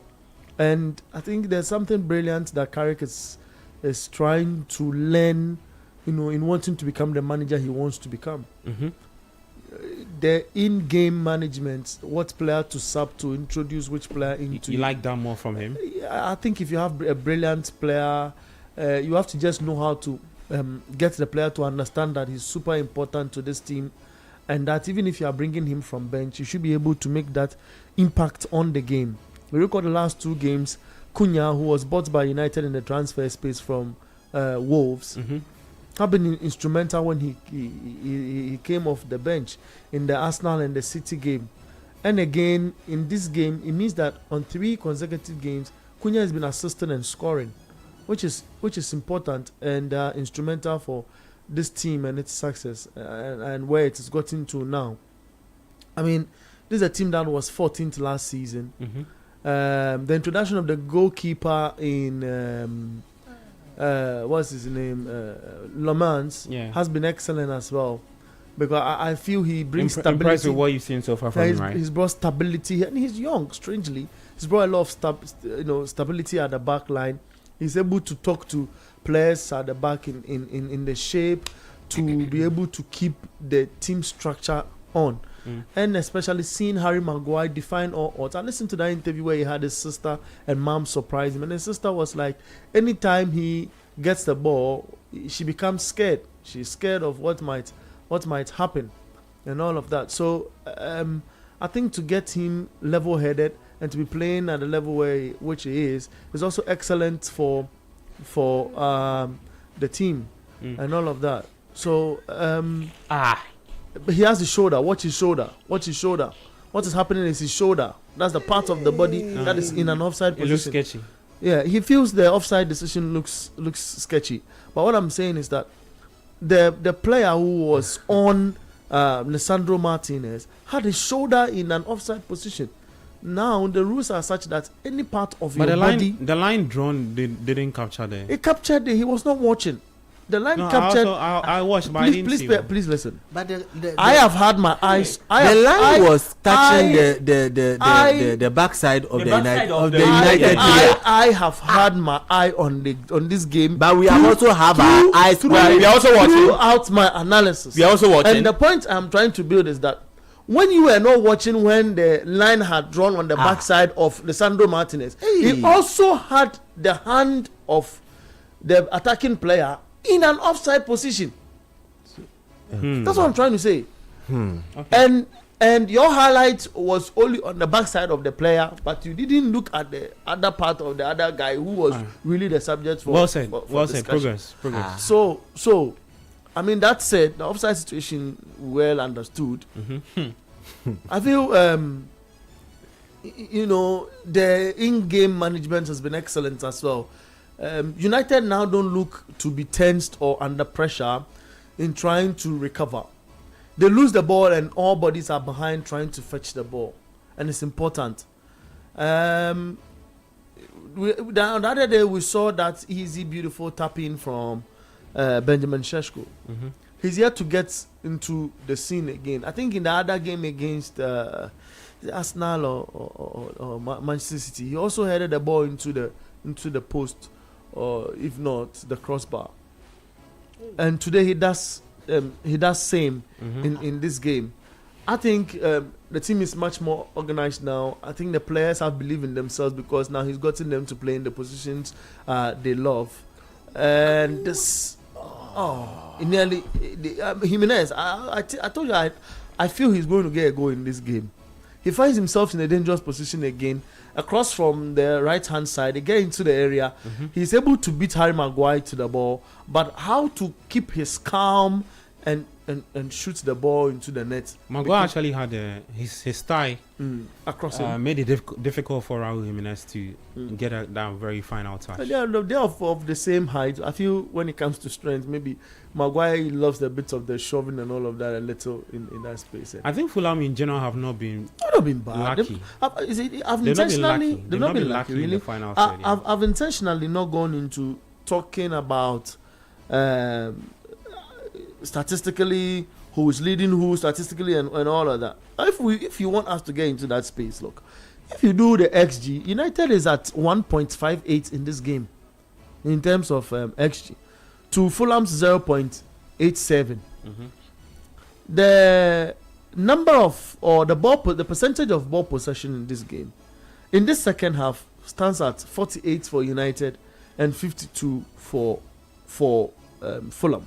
So I feel then United has been more of a threat up front, and we know, and I've said that it's a style of this manager. He wants to leave the ball for the opposition team and rely on the pacey instincts of the lads he had up front, and it's shown in the game, and it seemed to be showing a game in this Fulham game where Fulham are winning ball possessions but not being clinical up front, and the opportunity that Jimenez had up front rightly indicates that this is how United want to go, and they seem to be playing in that fashion. I think this might result in a goal though. Watch it. So that's Bernard.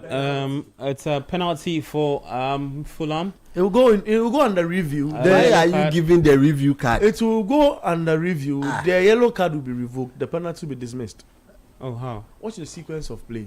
Watch what happened. Yeah. The attacker, watch it. Sanderberg lays a pass, finds Raul Jimenez. Jimenez trying to ding the ball over. What is foul in this? There was a sliding tackle watch that it as came a in close angle. Watch it. from Maguire. Did he get the ball?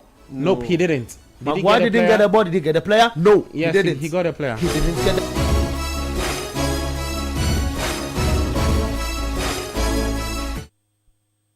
Like I said, I'm the host of the show, so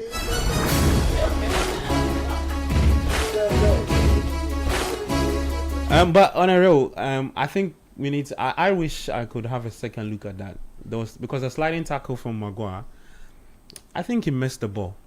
He did not look like he was going for the ball. He looked like he was trying to Going for the play. man. Yeah. You see, he did not even go to VAR. You see. Because the referee was right there. Was right there. Your player has come to score. I told you Jimenez. Real time action. He saw it. I told you Jimenez will score. The Or game maybe, will be 3-1. maybe I told you a Panenka. Well, Or I'm we'll not sure see he a would want- Danenka. he would Danenka want to- is. I'm not sure Jimenez would I want to honestly do think this is not a penalty. Ibrahim Diaz.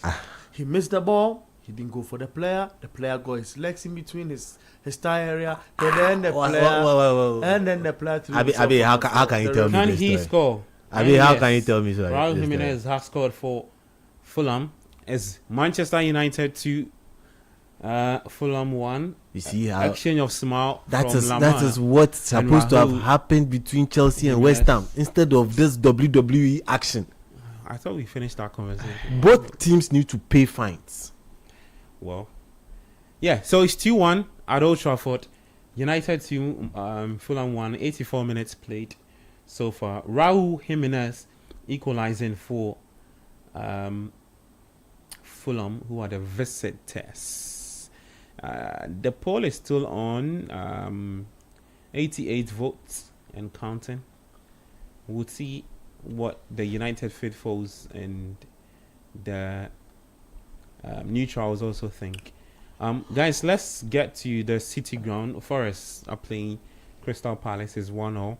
82 minutes played over there. For Forest, Marcel started, but he's been yanked off. I don't know what's happened to him. A back four of Nico Williams, Murillo, Milenkovic, and Ola Aina. Sangari's partner Anderson. Morgan Gibbs-White. He got a goal for Forest. Callum Hudson-Odoi has also been yanked off. Dominguez has been yanked off. Igor Jesus also yanked off. For Crystal Palace, Dean Henderson is in post, a back three of Richards, Lacroix, and Reid. Mitchell is playing as the left wing back today. Munoz playing as the right wing back. Hughes and Jefferson Lemar as the midfield two. Johnson, Ismail Assar, and then Pino leading the attack. Pino got Ismail Assar got the equalizer for Crystal Palace. 83 minutes played from the City ground. Kobna, quick thoughts on that game. It looks like it's heading for a 1-0 draw. Yes, so far so good from both sides. But both sides are not playing so well this season. Palace started the season so well, and unfortunately for them, I'm sure now they are 13th or 14th on the league table, which Forest are also 17th on the league table. So there's a game that both sides needs the win so well. But for Palace, I'm very surprised because Forest had a red card as early as, was it the 30th minute of the game end? Mm-hmm. So they've not been able to get the winner in this game. That should tell you that Forest are just defending. They are trying all their best to defend very well to avoid any goals. But for Palace, they are attacking, but they are not being clinical, and that's so bad from them. They have to win this game to at least push forward a bit. And for Forest too, they have to win this game to push them away from the relegation zone, because the relegation zone is not looking so good for them. They have to be winning a lot of games because the likes of West Ham will like to put pressure on them. Although West Ham lost yesterday against Chelsea. It wasn't a bad performance from them, but they have to be performing well because you are playing a home game, and your home games you have to take it very serious. So for Forest, it's very, very difficult for them. But I just feel like this game might just end in a draw because of how both sides are playing, and Palace not being clinical enough. So I just feel like this game will just be a draw game. Okay.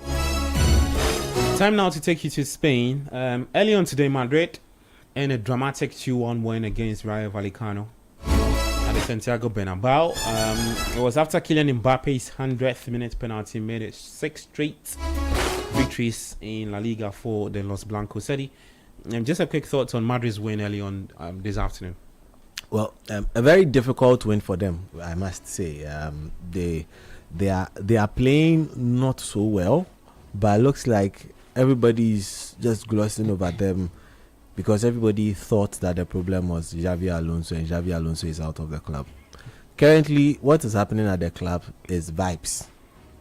Everybody is allowed to play exactly the way they want to play, and that is vibes football. That is why they got beat by Mourinho, and I believe Mourinho might do it again.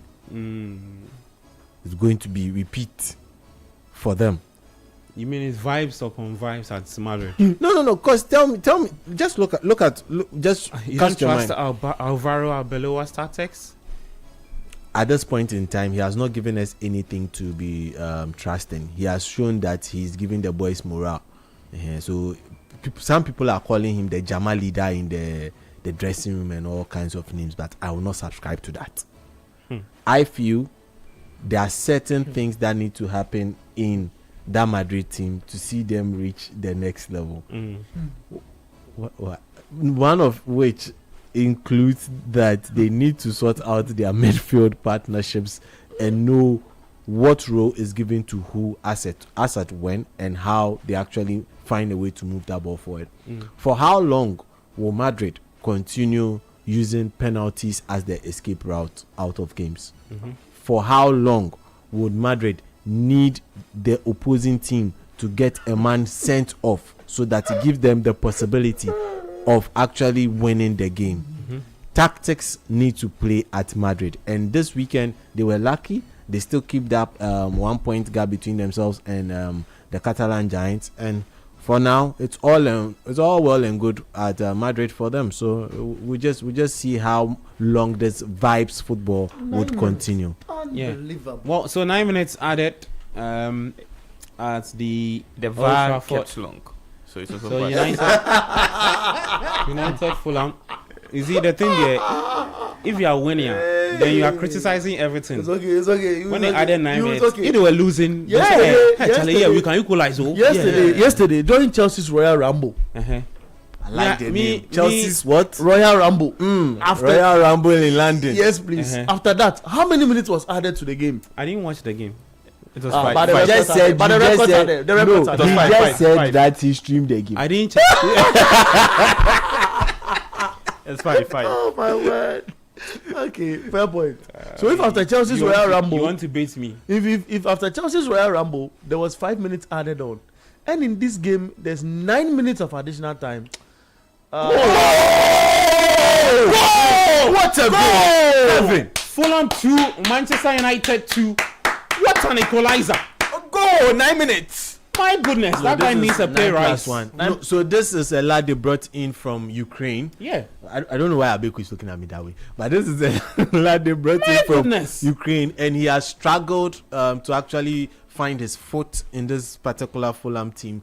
It's been on and off for him, and this is arguably so far the highest point of his career at Fulham. Kevin equalizing for Fulham at Old Trafford is United 2.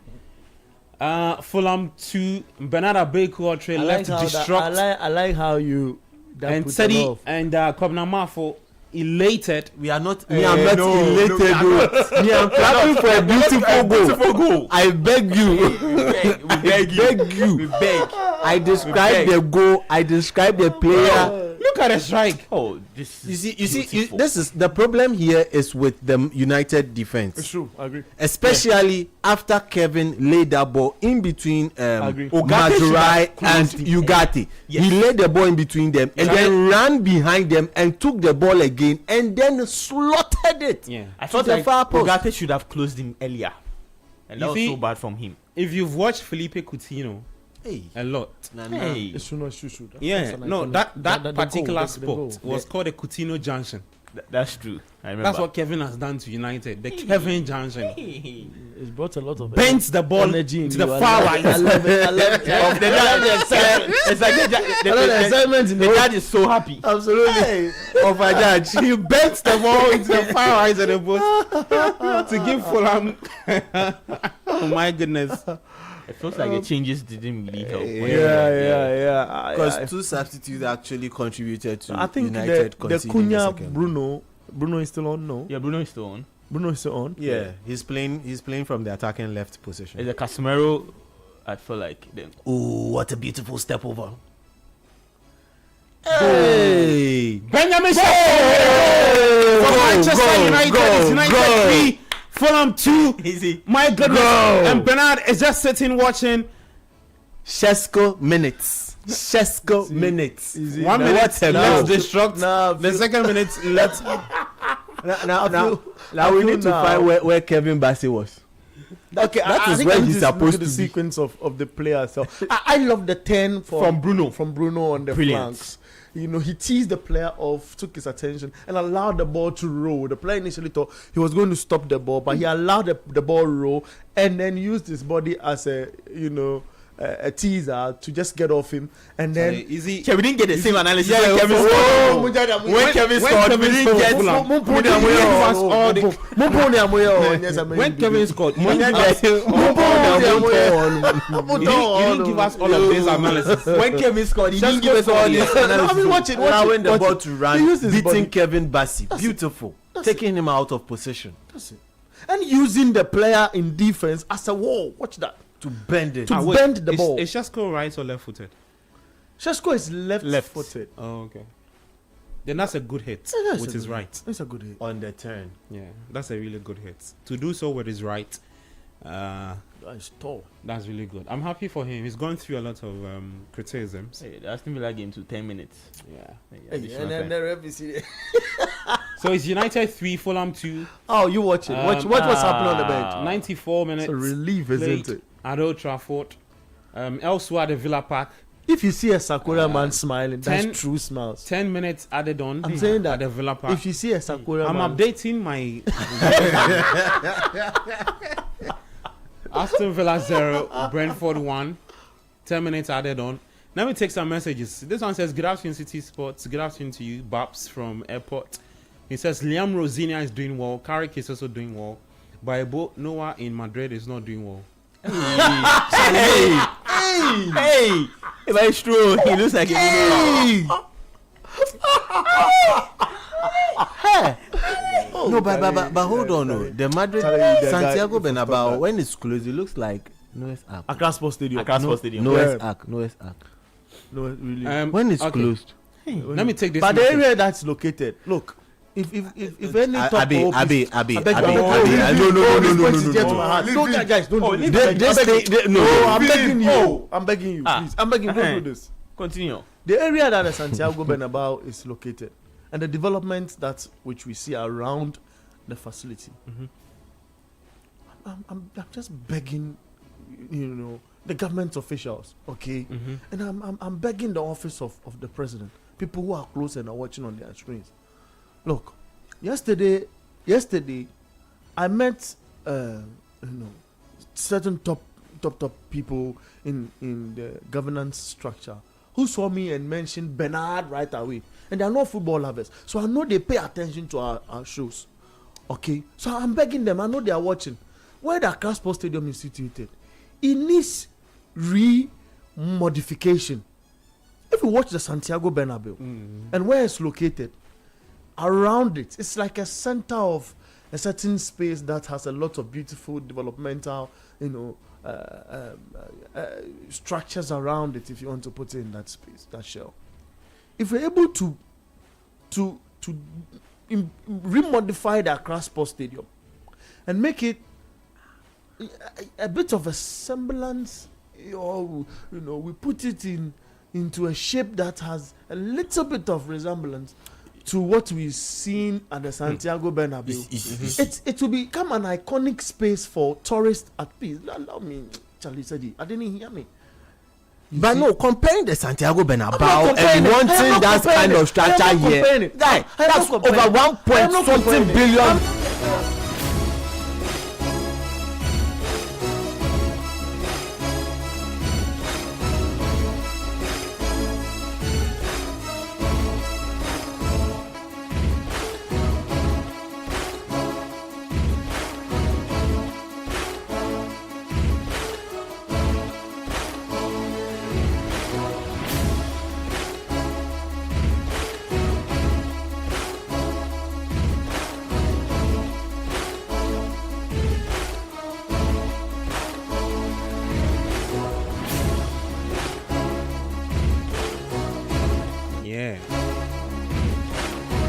Host of the show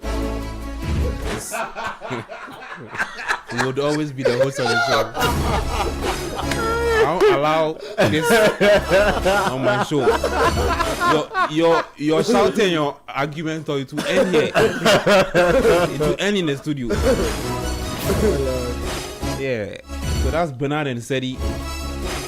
Some slight heated exchange, but I had to calm them down by taking them off air. Yeah, we're good. At Old Trafford is United 3, Fulham 2, Aston Villa 0, Brentford 1. Brentford are looking, still puffing, knocking, see if they can equalize. United elsewhere would have to hold on to the advantage and see if they can see this out against Fulham. It will be big 3 points for Michael Carrick, and it will be 3 wins out of 3 games. Michael Carrick. If Carrick wins today, he would equal Ruben Amorim's longest winning run in his 47-game tenure. The last time Ruben Amorim did so was in October 2025. He has won. Yeah. He's won, eh? So now that would mean cumulatively some 4 games together for Manchester United. So next week, hopefully, the United fan will now take off his hair. Oh no! No, next week. Yeah, he says 5 continuous wins in all competitions. But this is 3 in all competitions. So this will be 4. You add the reign of what's his name? Fletcher. Did Fletcher lose? Fletcher. Okay, Fletcher didn't lose. Yeah, so 4 wins. But he's in a row. He said in a row. But Fletcher left. But United didn't win. Fletcher, there was a draw. It was 2-2. Yeah, there was a draw. Also 1 draw. So now until Michael Carrick does it with 5 straight wins, that's when he can shave. Yeah. So there's Spurs. Oh no, but and after Spurs there's I think West Ham or something. Yeah, it's West Ham after Spurs. But let's be truthful. Amorim, he didn't do anything at Manchester United. Amorim did something at Manchester United. Amorim brought in players like Brahim Mbeumo, brought in players like Matthias Cunha. And what did you do with them? Players like what did you do with them? Le Mans, who you are all clamoring for now and clapping for. What did you do with them? He got them scoring goals. He got them adapting to a system. Oh, Jai. What are you telling me? He didn't do anything. What did you do with them? He did a lot. What did you do with them? He did a lot. A lot like what? He did a lot. Wait. Oh, how can you say Jai on 97.3?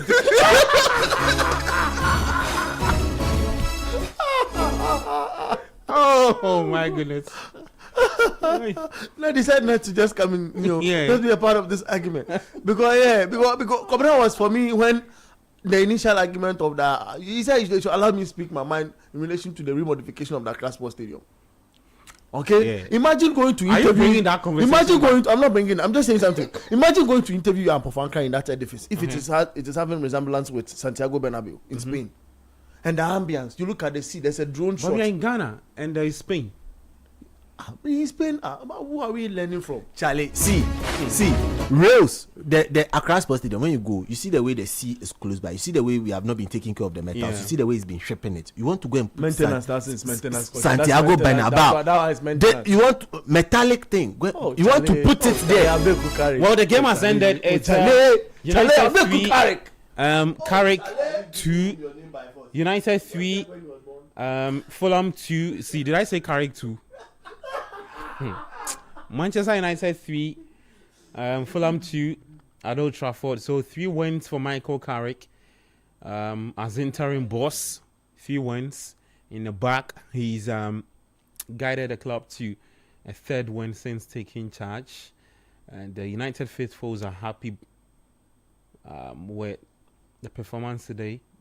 Matheus Cunha, Casemiro, and then Benjamin Sesko with the goals for Manchester United. Yeah, so United with all 3 points. They call him the Big Ben. The Big Ben Sesko striking for United. Right on time. Carrick's red. Teddy, snap thoughts on United's latest win. Very, very good win for them. This gets them above Abeku's favorite Chelsea, but also it needs to be noted that the likes of Liverpool are languishing down there again. What does that mean? Why? So very, very good win. And also I really like the response that United put up in this game after they lost their lead, going pulling parity. When Kevin pulled parity for Fulham, how they responded and how they showed intent in trying to get all 3 points and keep the match going on. I really like that fact about them. United of old would have then cowered to at least try and just safeguard a point. So I really like that about them in this game. How they were able to force the issue and get the 3rd goal. Okay. Superb. All right, so the polls have ended now. So we're asking if Carrick can guide United to UCL qualification this season. Let's see what we have, because United have ended that game. So United 3, Fulham 2. We have, as we speak, we have 104 votes, 105 votes updated. Yeah, good win for Brentford. Let's see what the split will be. 106 votes. You know, interestingly, I think because United won, so the votes are increasing. Interestingly, Carrick is a Tuesday, man. So it's a Kobna Carrick. Oh, Charlie. How did you know? I checked that thing from the internet. I know he's a 28 July born, 1981. So If you check 28 July is what? 1981 is a Tuesday. Oh, Charlie. Kobna Carrick. Oh, Charlie. Oh, Charlie. Oh, Charlie. This we have This is no agenda. It's not agenda, Yeah, but so we've what- seen it before. Oh, We've seen it just saying, before. this is 3 and 3. They did the That's what same before. thing for Ruben Amorim. Yeah. When he was employed, I remember. Oh yeah. But Ruben Amorim's first game over 1-1 against Ipswich Town. I remember. Come here if you sleep. My guy. Oh. No, but then again, I like the way United fans are really happy about everything going on. But you see, you don't fall in love with a lone player. When you go into the EPL, they'll tell you that you don't fall in love with a lone player. Edwin Kwakofi, let's end the polls. Okay? Yeah, Edwin, so end the polls for us and let's see who Can we we go have. on? Can we go Edwin on? Kwakofi is the man behind the polls. Yeah, man. He's the electoral officer for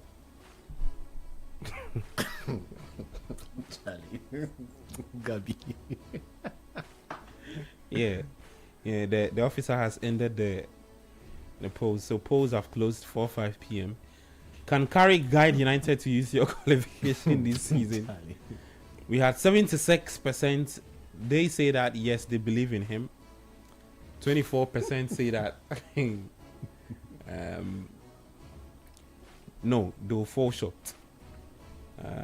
Total number of votes 123.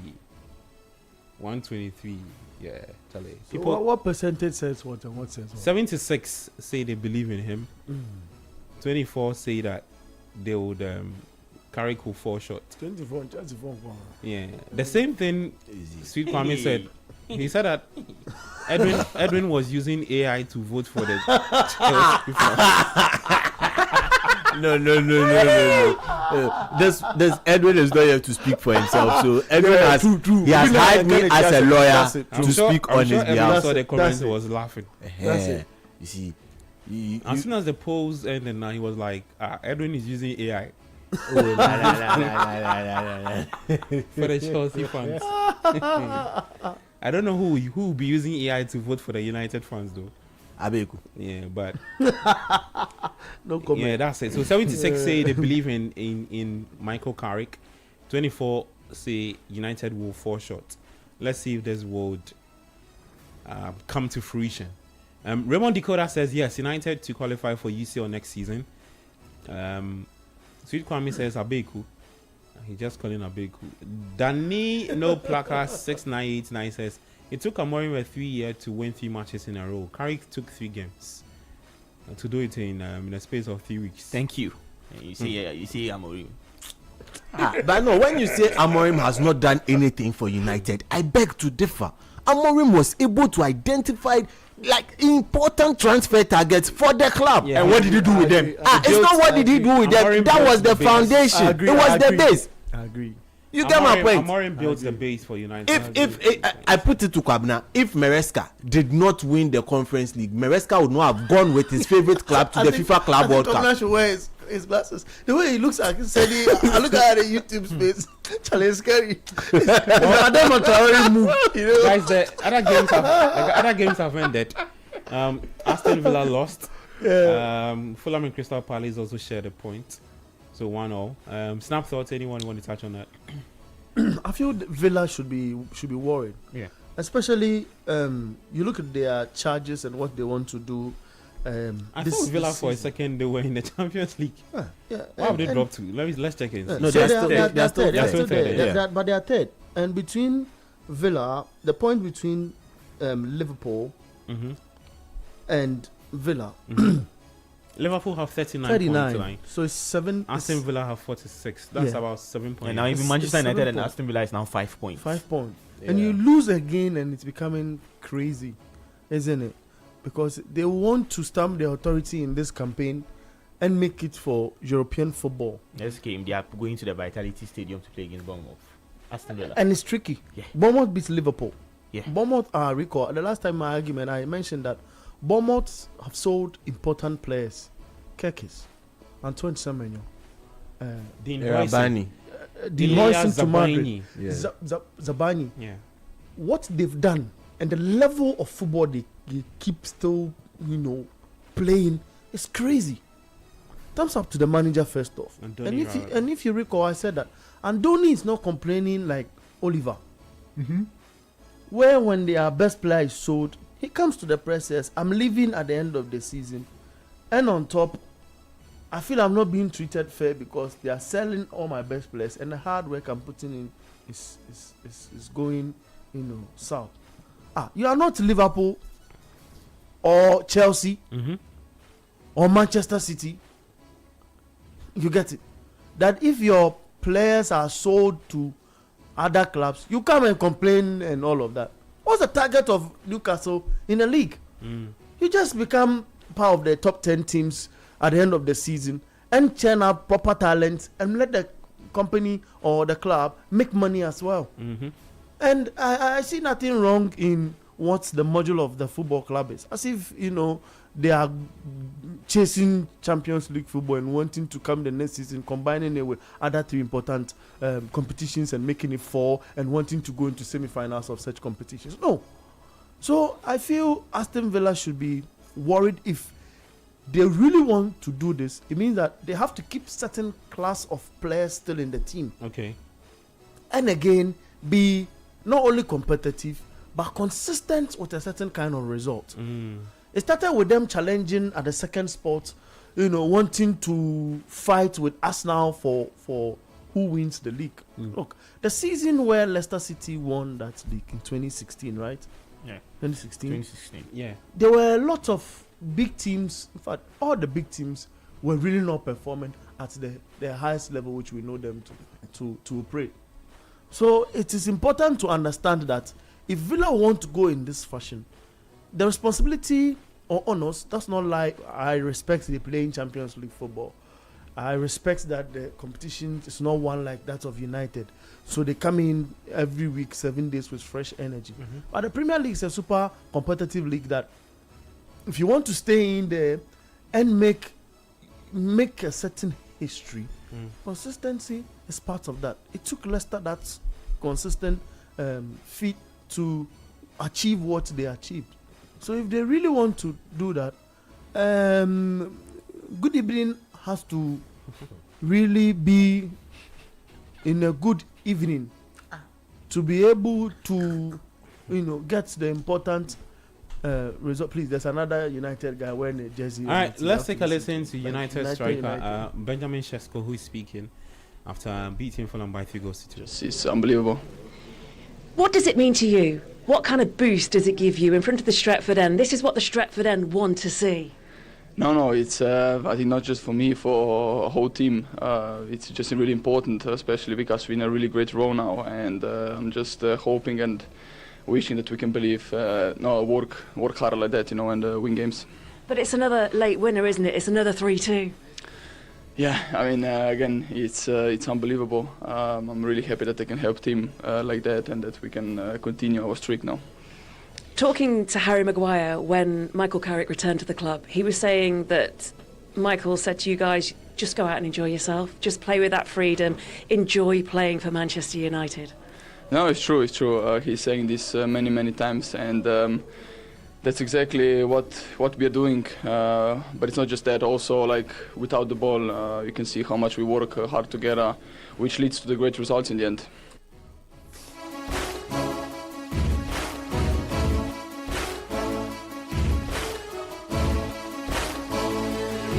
All right, so that's United's goal scorer Benjamin Sesko. He was on the score sheet today against Fulham. United going on to win by 3-2.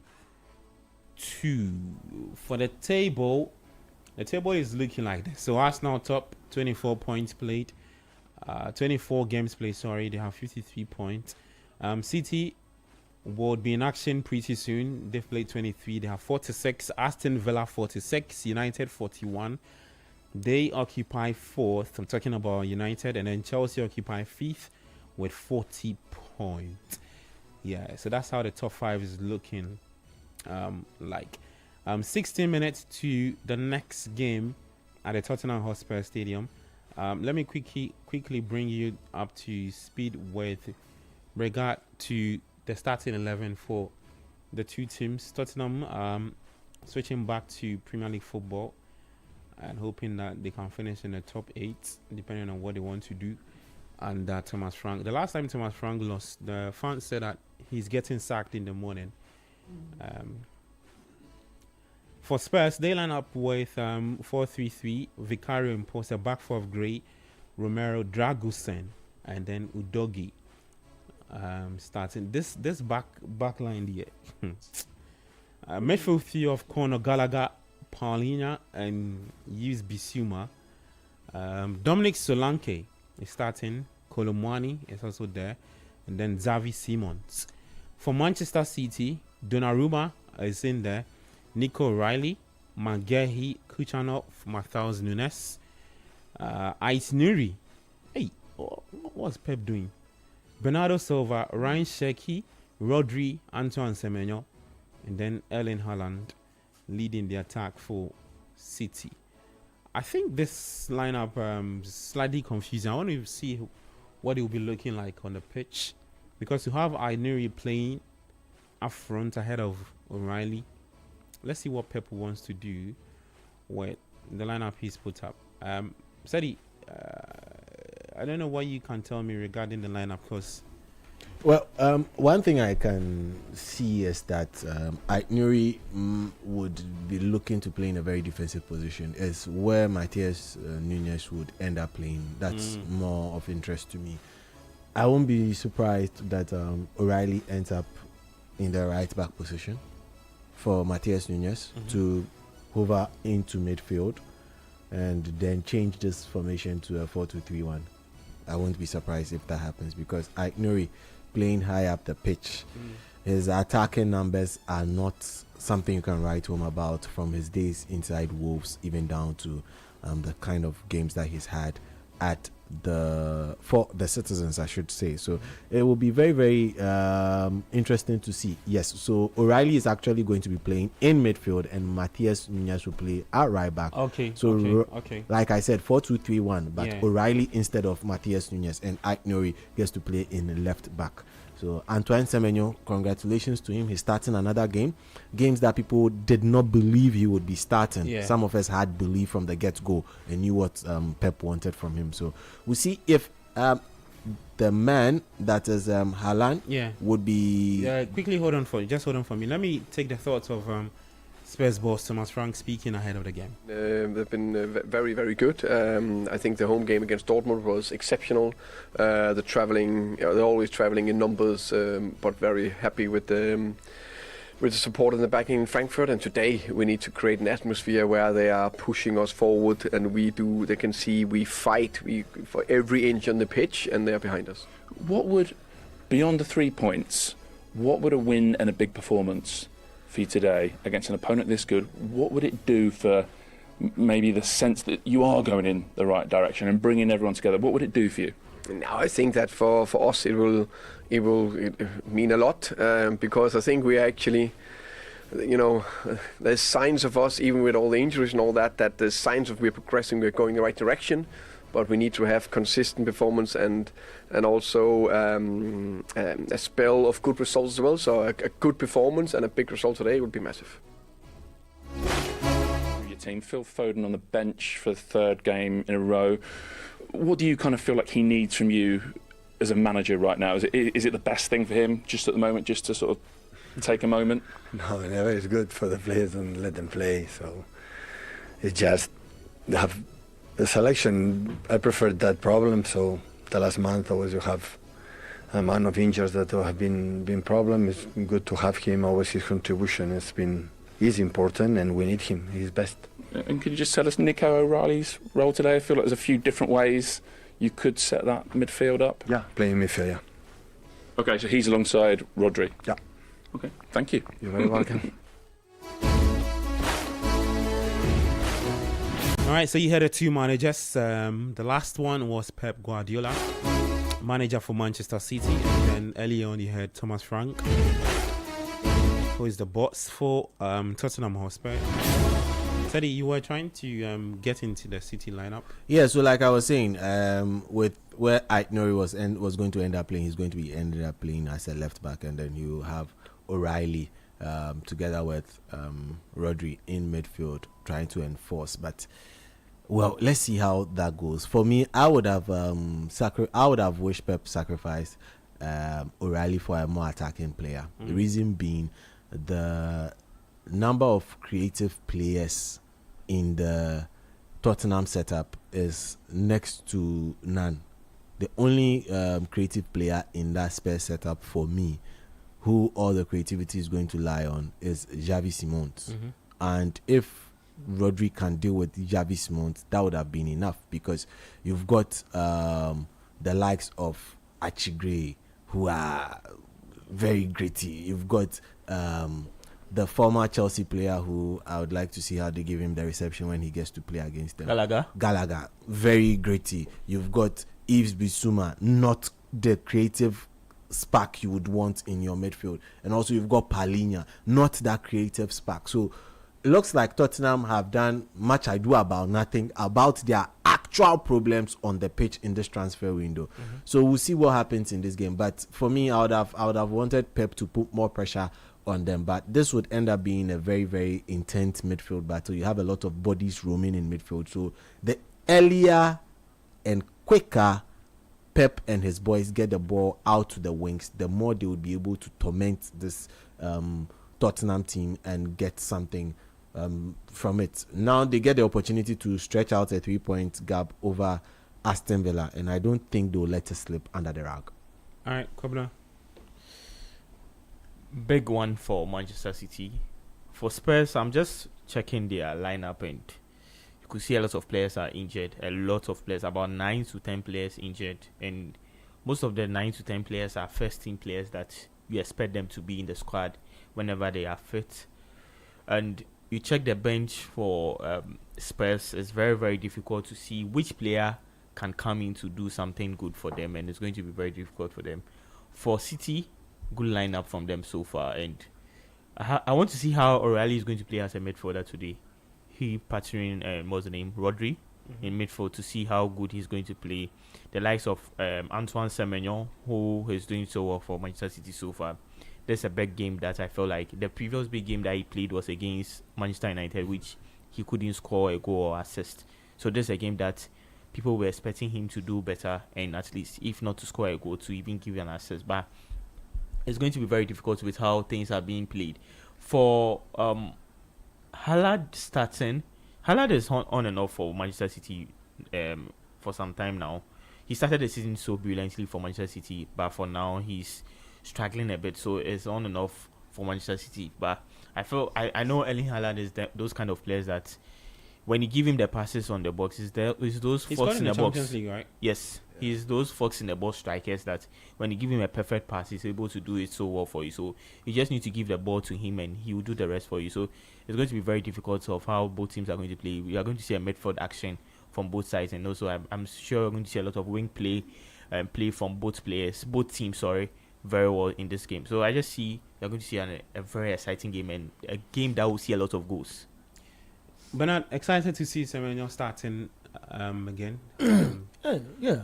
Another big test for him. Yeah, and he always delivers, isn't it? It's not about his effort alone. It's a collective effort, from the entire team. And I think the manager already loved him and his style of play, prior to registering him for this club in that transfer for the young man to exhibit his talent. And he's young too as well.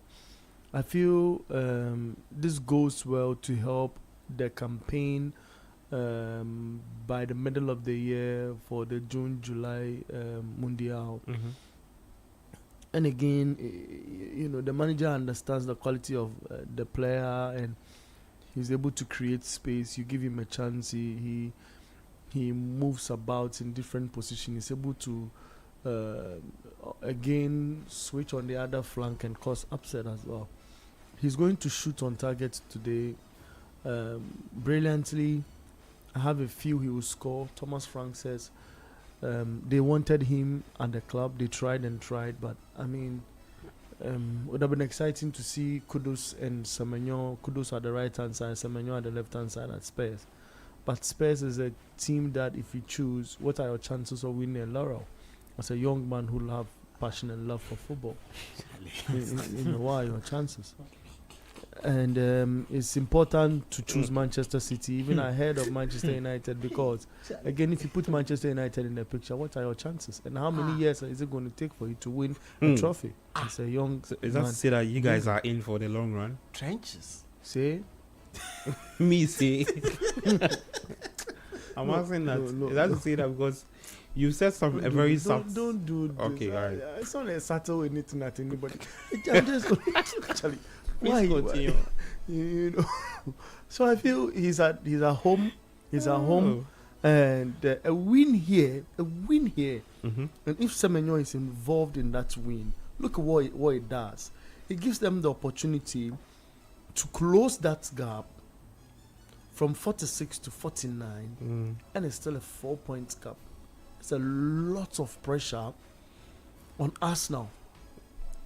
It is the magnitude of the pressure on Arsenal is the same as that magnitude of pressure on Thomas Frank. The same magnitude of pressure that if City wins, it still keeps it at 4. With the same pressure that's when you compare it to that which is on Thomas Frank, it's the same. And if Semenyo is playing a part, scoring, and getting Manchester City in that phase, the manager will keep loving him and putting him in spaces. With this defense, I feel Semenyo is going to thrive. Mm-hmm. With the defense of what's their name? Tottenham Hotspurs. I love it, Doggy. Look, I love him. Especially I look at his age, 23 years old. He is a guy that's going to get a lot of opportunities to play this football club if he wants to for a minute. But I look at Dragusin, I look at Romero and Gray. I don't want to use any damning words or something but Charlie, imagine Semenyo switches with Adnori with Ike in the other half, and Semenyo is facing Achigre. And Achigre is not even a right back. His favorite position. Imagine if the situation happens. If Udogi is giving Semenyo a tough time and he decides to switch. So now, what is going to be the approach from Spurs? 3-4-2-1. Gray going to move forward. Leave Jao, Palinha in behind. Then there's Romero and Dragusin. Charlie, then Udogi move forward. Spurs really have a lot of work to do Bro. today. Look at the bench. Also look at the bench. I'm looking at the lineup again. That's not kid. All those players have not proven their worth. No. When Tell was coming to England, I felt that guy was going to be telling enough. Oh, Charlie. He was about to tell. Charlie, But the telling did not tell. Charlie, all of a sudden, this guy was unable to tell any proper story. Oh, stop that. Hey, he wasn't able to tell any proper. You get it? So for me. Transport Stadium. Oh no. This one there. No, this is the Tottenham Hotspur. This is Tottenham Hotspur. Yeah. Stadium. Don't do that. That one you don't like that one. You want Santiago Bernabeu. Charlie. So I mean, I see Spurs would have to play above themselves to be able to stay in this game.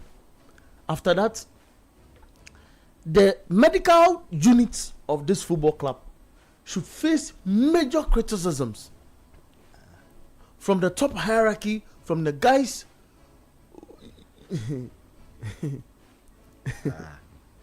You know, he wants to describe Dracusi. That's why. He's don't do that. Thank you. Don't do that. Thank you. See, I say the medical department of this football club needs questioning. That's why I don't fault the Chelsea medical department too much. Why a lot of injuries? How many injury lists do we have there? How many? Let's check. How many players are injured for this football club? Who, Spurs? Spurs. About 10. 1, 2, 3, 4, 5, 6, 7, 8, 9. Van de Ven is injured. Richarlison is injured. Poro is injured. Madsen is injured. Kulusevski is injured. Kudus Mohamed is injured. Davis is injured. Beckval is injured. Bentancur is injured. These are guys who are starting on any other day. You said Poro is what? Defended.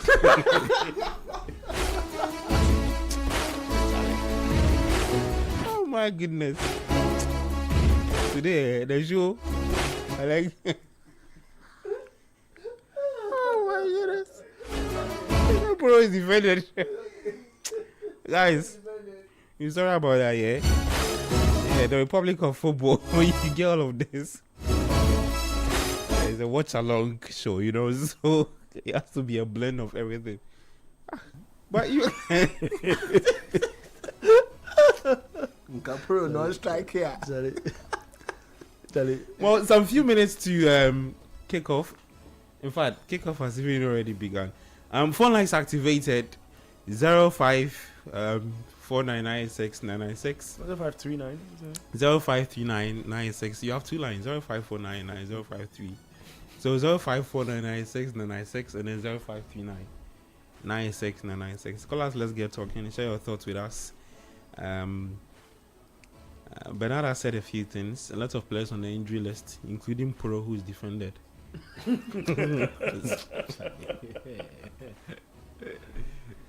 Call us, let's get talking. What do you think about Semenyo starting again later today? First call already? Oh, hi. Talk to me, bro. Your name, please. Yeah. Nana. Nana, where are you calling out from? If Manchester United was Hello, Nana. Michael Carrick to succeed, I think they should maintain him. They should maintain him as a caretaker coach for the next 5 years. The moment it turns to permanent, then you see, fully, but it looks like Manchester here. Caretaker, no. So let's maintain it like that.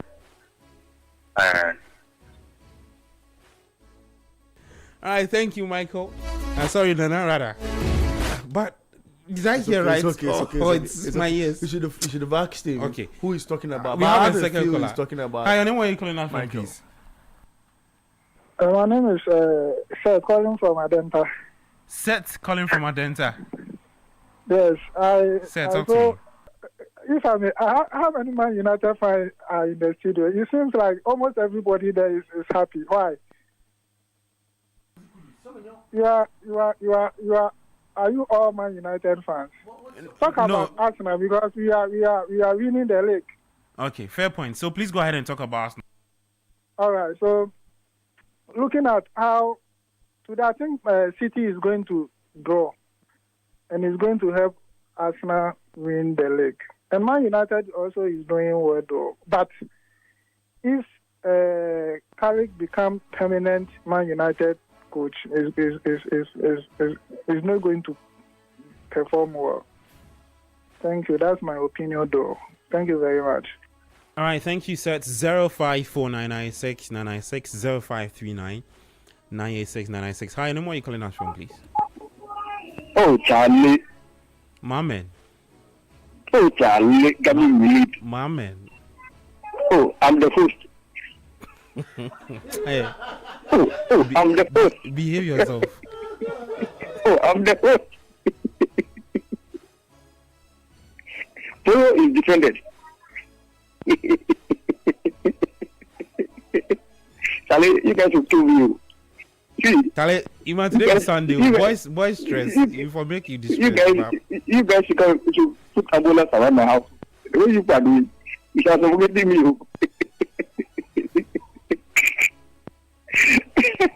Hey, yeah. you know, I don't watch it. I better calm down. Calm down. Your blood is too hot. Hope you guys are doing it. You're good, though, Iman. How are you? Oh, Charlie, I think my Carrick won't tear my heart more. Oh, but I can't believe this is my guy. This is my guy. It's a belief for England, though. It's a belief. Magua? It's a giving small fans. It's a giving small fans. They are in big head, no? Then the big they come. How can you make like a silly tackle? But he nearly crosses the game. He nearly crosses the game. He is a believer over there. It's a believer.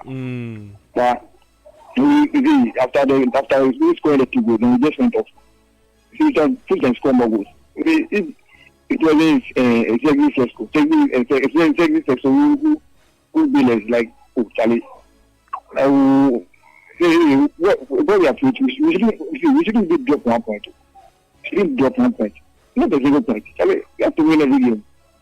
We have to win every game. Charlie, for Carrick, I don't think United should give Carrick the job.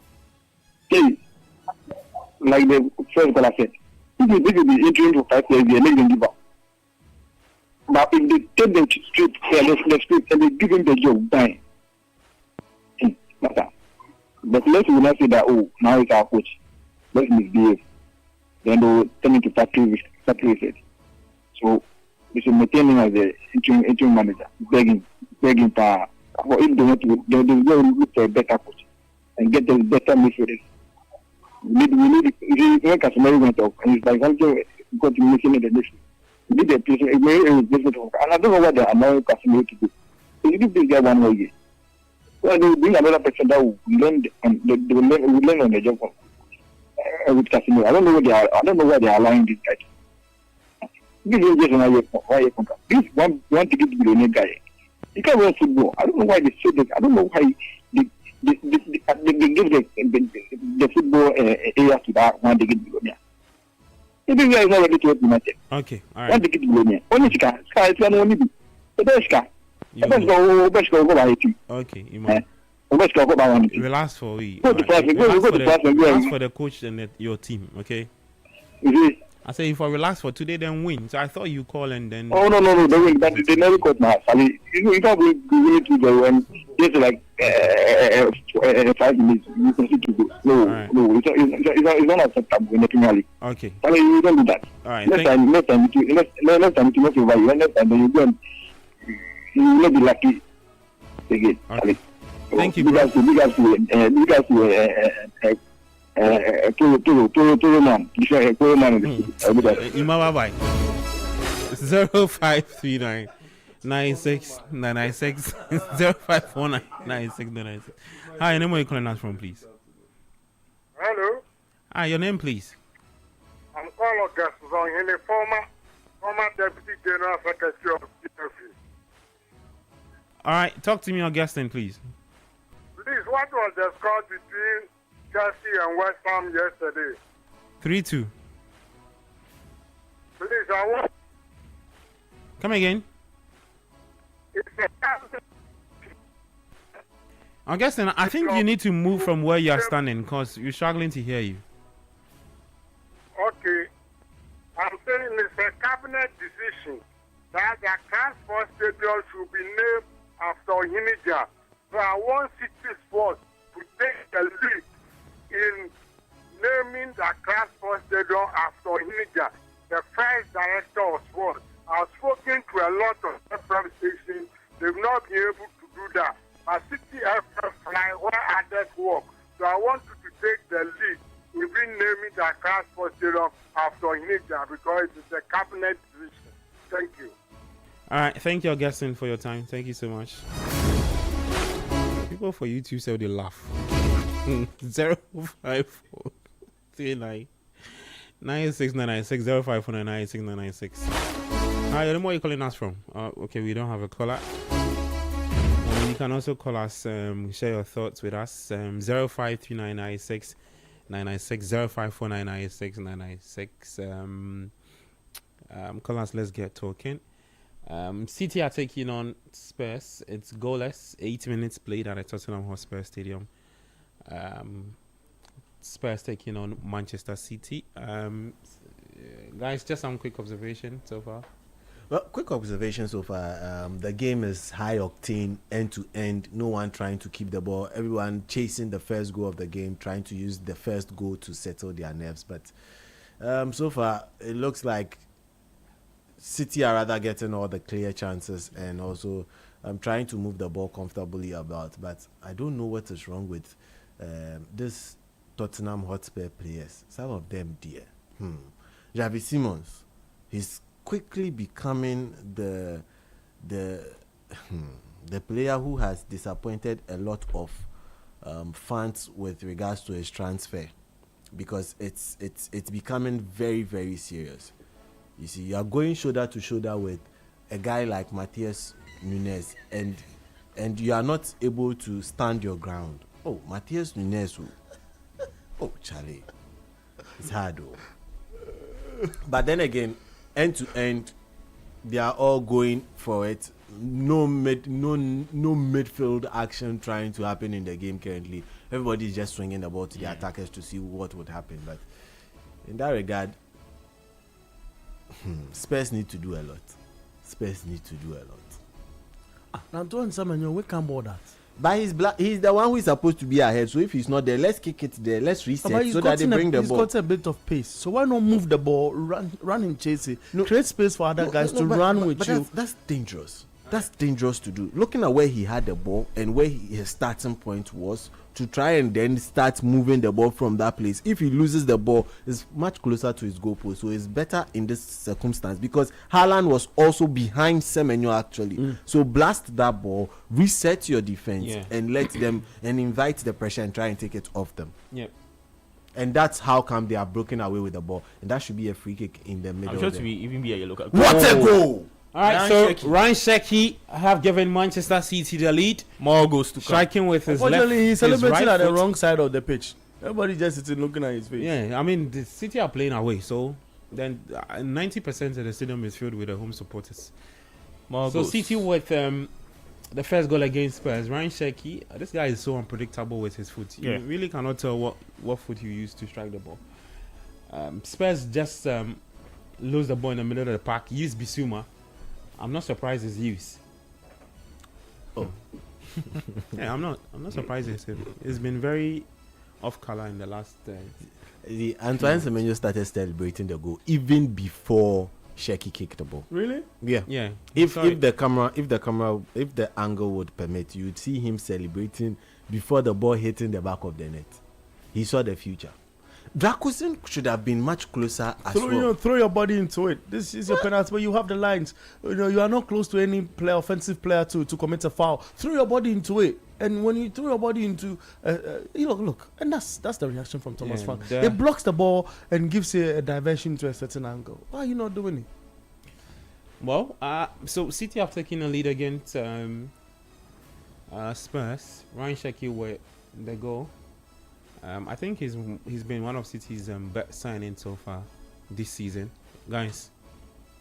Yeah, we all agree to that, right? He started the season managing. They started the season managing his minutes for him, but he has come into it.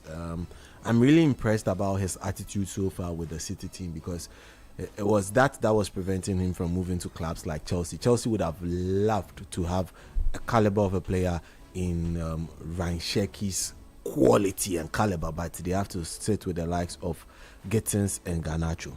So, Kabina, is it not true? Continue. you found a way to chip in Gittins and Garnacho. When they are done playing their league game and are resting, by this time as we speak, I'm sure they are even watching the game. Oh yeah, they will be watching the game. Garnacho should be seeing how top players play. Kabna, just thoughts on okay, we have to go for a quick break. When we come back, final 15 minutes, we'll just talk more about City. Final 15, 20, 30 minutes, we'll talk more about City taking on Spurs. 97.3 Gabi Ofeya. I'll be back soon with more.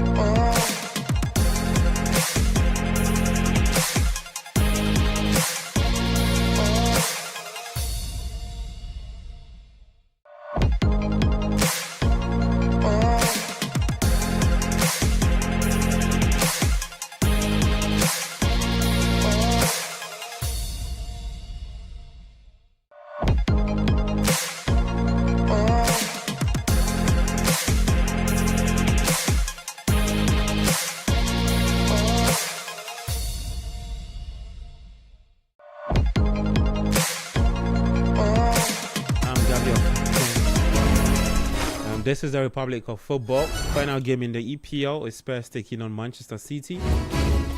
Let me just quickly run you through the scores from the other major leagues.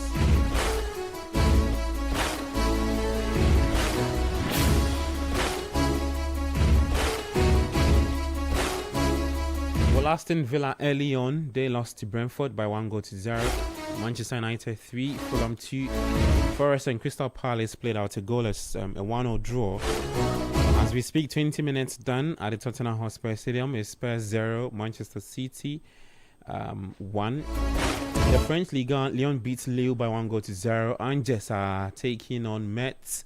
It's 1-0. Brest 2, there is OGC 0. Toulouse and Auxerre are playing a goalless draw. Strasbourg will take on PSG later today. And later tonight at 7:45 p.m. Then in the German league, there's Stuttgart taking on Freiburg. Dortmund and Heidenheim will play a goalless draw in that game. For the Italian Serie A, Torino, they beat Lecce today 1-0. Como and Atalanta played out a goalless draw. Cremonese will take on Inter Milan. Parma will take on Juventus at 7:45 p.m. In the Spanish La Liga, Madrid early on today beat Rayo Vallecano by 2-1. Betis and Valencia played out a 1-0 draw. And then Getafe will take on Celta Vigo at 5:30 p.m. Athletic Bilbao will take on Real Sociedad at 8 p.m. That's it for the games coming up later today. I'm Gabi of Studio with Bernard Abe Kwashre from Namafo and also Sedinam Edmond.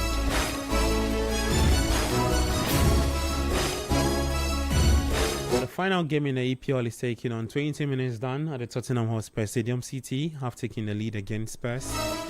Ryan Sheki with a goal for Pep's side. You can also call us 054996 0539 986 996 054996 996 0539 986 996. Bernard, impressed with what you've seen so far? Yeah, I think it's been end to end, but when it gets to the other end, it becomes more dangerous and interesting than when it's with Spurs at the other end of a City fold. You know, it's a free kick for them. I feel Gallagher won that ball cleanly by throwing himself in space and allowing the defensive player to, was that O'Reilly, to get a touch. It's in a dangerous area. They have to make the best out of this. If they've well rehearsed some of these things at the training ground, this is the best opportunity to equalize. To equalize and get the game back on. Okay. Yeah. Let me speak with this caller. Hi, and where are you calling us from? Gabi. Hi. Sorry for coming back. Okay. I want to touch something more on the account of I beg. Just 2 minutes. Please. Yeah, just 1 minute. You see, you lost 1 year, then you go chop 70 years. 1 year, then you chop 70 years. So, after going to the World Cup, how many times? Please, is it our 5th time or our 5th time? So, for the World Cup? Yeah. Yeah, our 5th time. Our 5th time? Yes. As a country that we see have developed. I know we see the Ghana, we see the 13th century. We then, Ethiopia, they do on the same date. We are not serious as a country. Look at our stadium. I think we can build I think we are waiting. If you look at the money we need to build, we to compete with Lagos City, this Lagos, Lagos over there, they are the same. Look at the money they wasted. So, our league is what is wrong with them? Olympic Stadium, you can even bring down this Accra Stadium and build an Olympic Stadium. Then there's track. Then you can use to play football. What is wrong with our leaders? What is wrong with our leaders? Is it that I am going to be an answer? I am going to be. No, I'm going to be a mini stadium all over. Do you tell me we need a mini stadium? Do you tell me we need a mini stadium? Build down the Accra Sports Stadium. Build a multi-purpose stadium. That can even attract, like build like the Black Stars. That can even attract tourism. Well, it's like this continent. We are so to say, but we are useless. What kind of country is this? Okay, Iman. We have been digging good. We have been digging good for over 70 years. What have we been able to for? Well said, bro. No country give this contract to Chinese people. But Ghana, it's very frustrating. Very frustrating to be a Ghanaian. That there are things that we can do. Yeah, look at, we don't deserve Ghana. We don't deserve this. Look at them. We don't have any one FIFA, any standard FIFA pitch in Ghana here. And we are calling ourselves footballers. Footballers forward. Let's go do this. All right, thank you so much. I will pick our final 2 callers. 054996 996 0539 986. Is Shaki injured, guys? Yeah. Oh, Charlie, that's a big blow to Pep. Somebody who's been, I think, City's best player this season. I hope it's not a serious injury. Yeah, I'm just hoping so. You don't have to risk it. I'm hoping it's not a serious injury. You can tell Pep loves him so much. He wants to play. No, he wants to play. He wants to play. He wants to play. But the manager is telling him no. You know, that's a problem now, and he's still saying he wants to play. Pep and Sheki going at it. A sight I don't want to see because no, I think Pep is just frustrated for a second because he wants to protect him. You know, certain things of this magnitude. If you allow the player and he gets an injury that's scary. Yeah, and that's lengthy. It throws your whole plan away as a manager. So I know, I understand footballers want to. And he's already called Tignani Reinders to warm up, dress up, and get onto the pitch. And Sheki is saying, Charlie, I'm fine. And what? And the player feels okay. Pep too sees the otherwise. This is what the Chelsea medical team don't like. Yeah, they will decide for the player. It is not what the player feels. Your feelings are in your house. Pep is still complaining. See? This time he's complaining to the 4th official. Now, what should the 4th official do? You should go and bring him. You should go and bring Isheki. That's Pep for you. If things don't go his way, he's always animated on the touchline. But I think I agree with him to some extent because probably Sheki is part of his long-term plans. Yeah. He goes on. Let's say he pulls an ACL. Then he throws Pep's plan for the rest of the season into a different path. So you'd want to keep him safe. I'm sure Pep looks at this Spurs game and say, I think this people I can get 3 points off them. Mm-hmm. And the player who he's throwing onto has huge quality in Tignani Reinders. You get it. So you can understand where Pep is coming from. But the player too says he wants to play. but I think the manager always wins into the situation because the manager has a powerful say. Yeah, because he puts you into play. So if you are getting into a situation that would cause the entire team in losing points in a season where you've not done your best and you want to win more trophy, you want to win the most important trophy. It's important to save some of the players for the greater part of the campaign where people have mentioned that when it gets to February, Arsenal lose, they are focused and they are not mentally there. I think I've had a meeting with the players. He's had a meeting with the players and spoken to them about the need to be mentally tough. And not to be mentally tough. Yeah. That was a lecture. Yeah, no, I mean, so you can go check it out online for people who are listening out there. Oh, yeah, it's there, for but people who are listening out there. Has that worked? I mean, he's just had a conversation with them. So let's see what that conversation yield because it's important. It's important. He didn't complain about their abilities on the pitch. I mean, we saw yesterday the lad who replaced Saka when he got injured whilst warming up. Madueke. Crazy and brilliant together. Hey. Yeah. Do you watch it? Go watch it. Oh no, because for the same Madueke, a game ago in the EPL, they were always they were saying and sending memes around saying that they now understand why Chelsea so we all one know football game. We all know Madueke is on and off. Let us not throw ourselves into a jubilant mood, thinking that we are talking about a crisp player who is, churning out better performances 2-4-7. So yesterday was one of the moments. Simons, release the ball, bro. Charlie. I told you, he gets a free kick in a dangerous area, and then he kicks into the wall. Can you believe it? Simons. The wall was too high. Sometimes it can be very frustrating to watch these players because you have two players running into the channel. Just release the ball. Release the ball. And Xavi Simons has different ideas. So, I mean, for the Arsenal situation, in just opposing that with City's performance and all of that, Arsenal might just come back stronger in February because they know that's the month that keeps hunting them. But for City, you can't lose Ryan Cherki. So the manager will always win in that battle. Spurs are a little here and there in this game.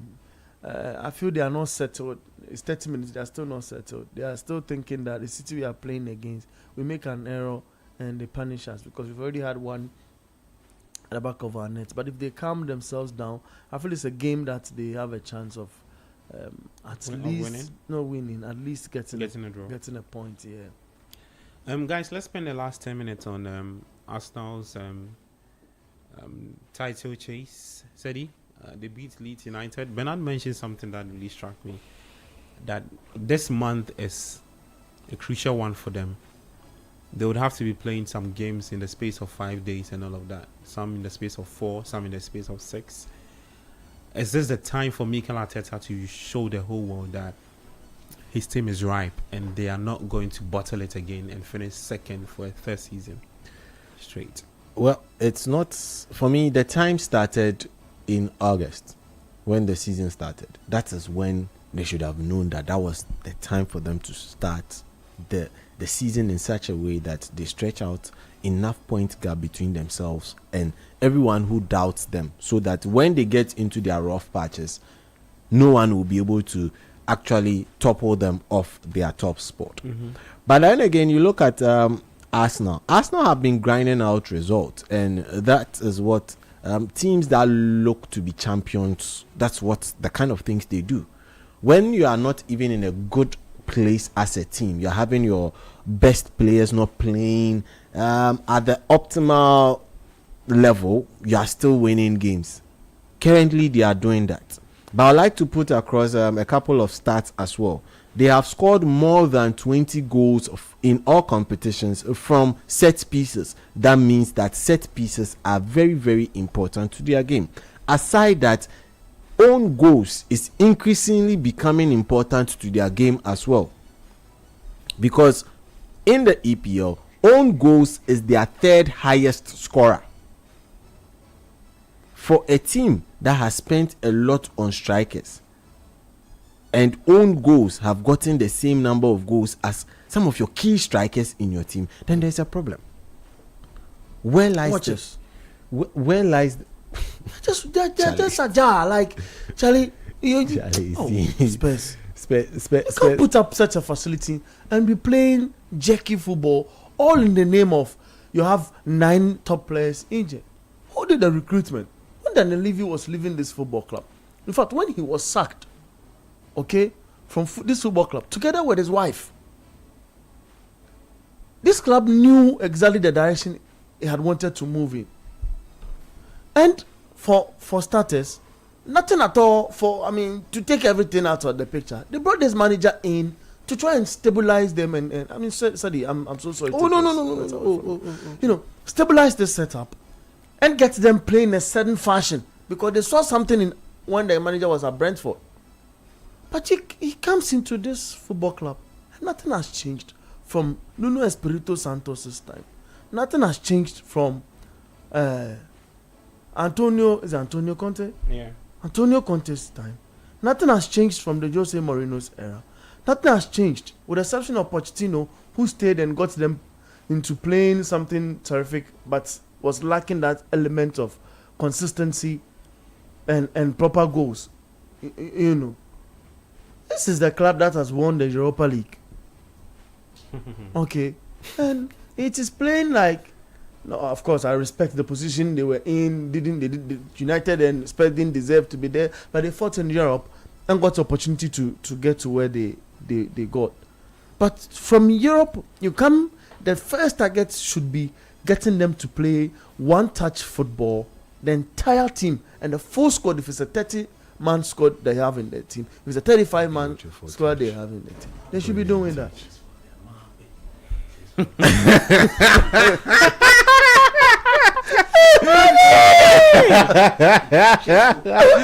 Oh God. Oh Lord. Oh, this man. So people, Coach Christopher Nimley. No, he's in short. He's in short. He's in short. Yeah, everybody can see. Yeah, I can see him in there. Come.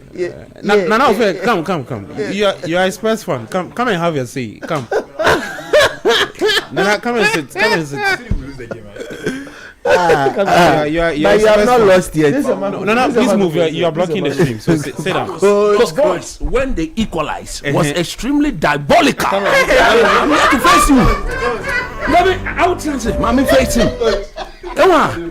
Look, let me tell you something. Coach, what have I done? No, but what sort of... I'm a very good friend to you. No, but your tonation had... How did I sound? Oh, Fulham too. A shock. This man. Coach, no, you should... shock me. Why shock me? You mean when the Fulham team equalized? Yes. I was super excited. So what a goal. But it's a watch along, so I have to describe what happened. I had no problem. But when Benjamin Sesko scored, oh, I did the same thing. You know, he said, United is back.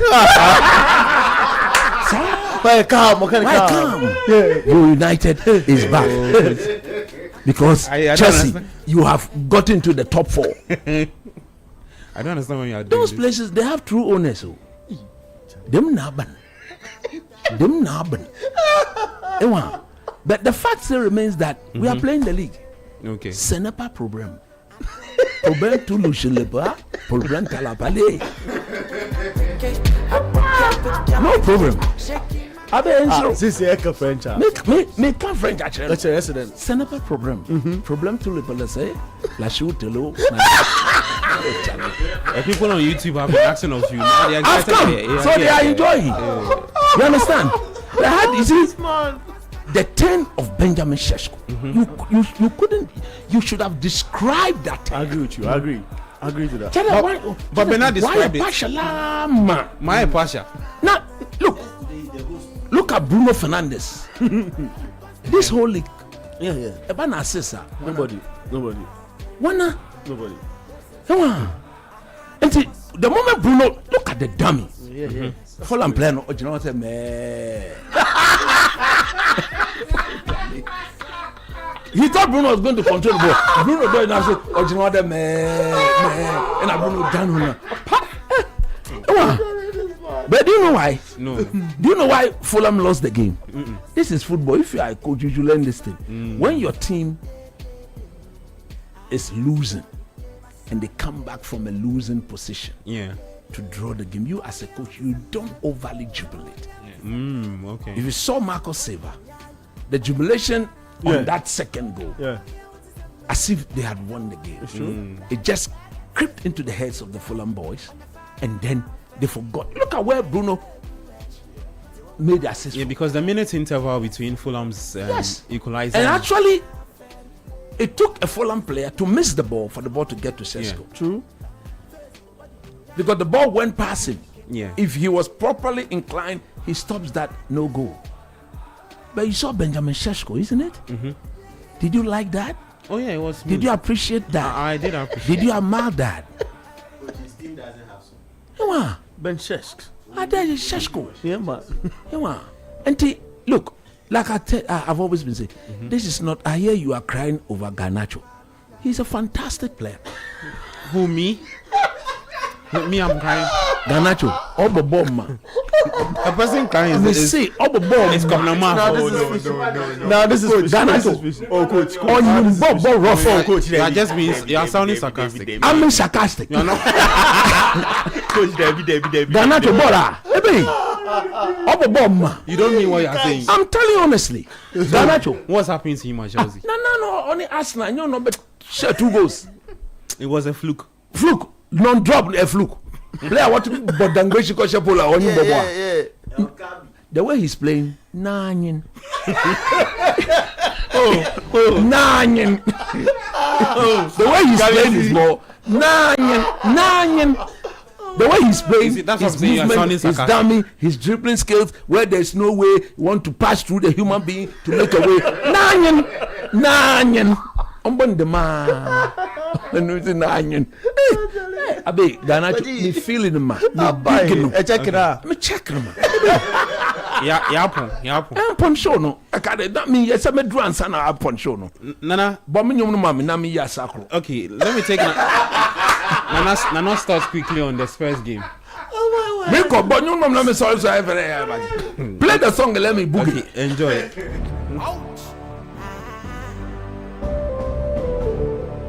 Paludaye, yeah. Eskin paludaye, yeah. Yo, I did not pick it. I pick it. Hey, I did not pick it. I pick it. Shaking my meal, I can shake. Shake plus a song, I pick it. Give paludaye.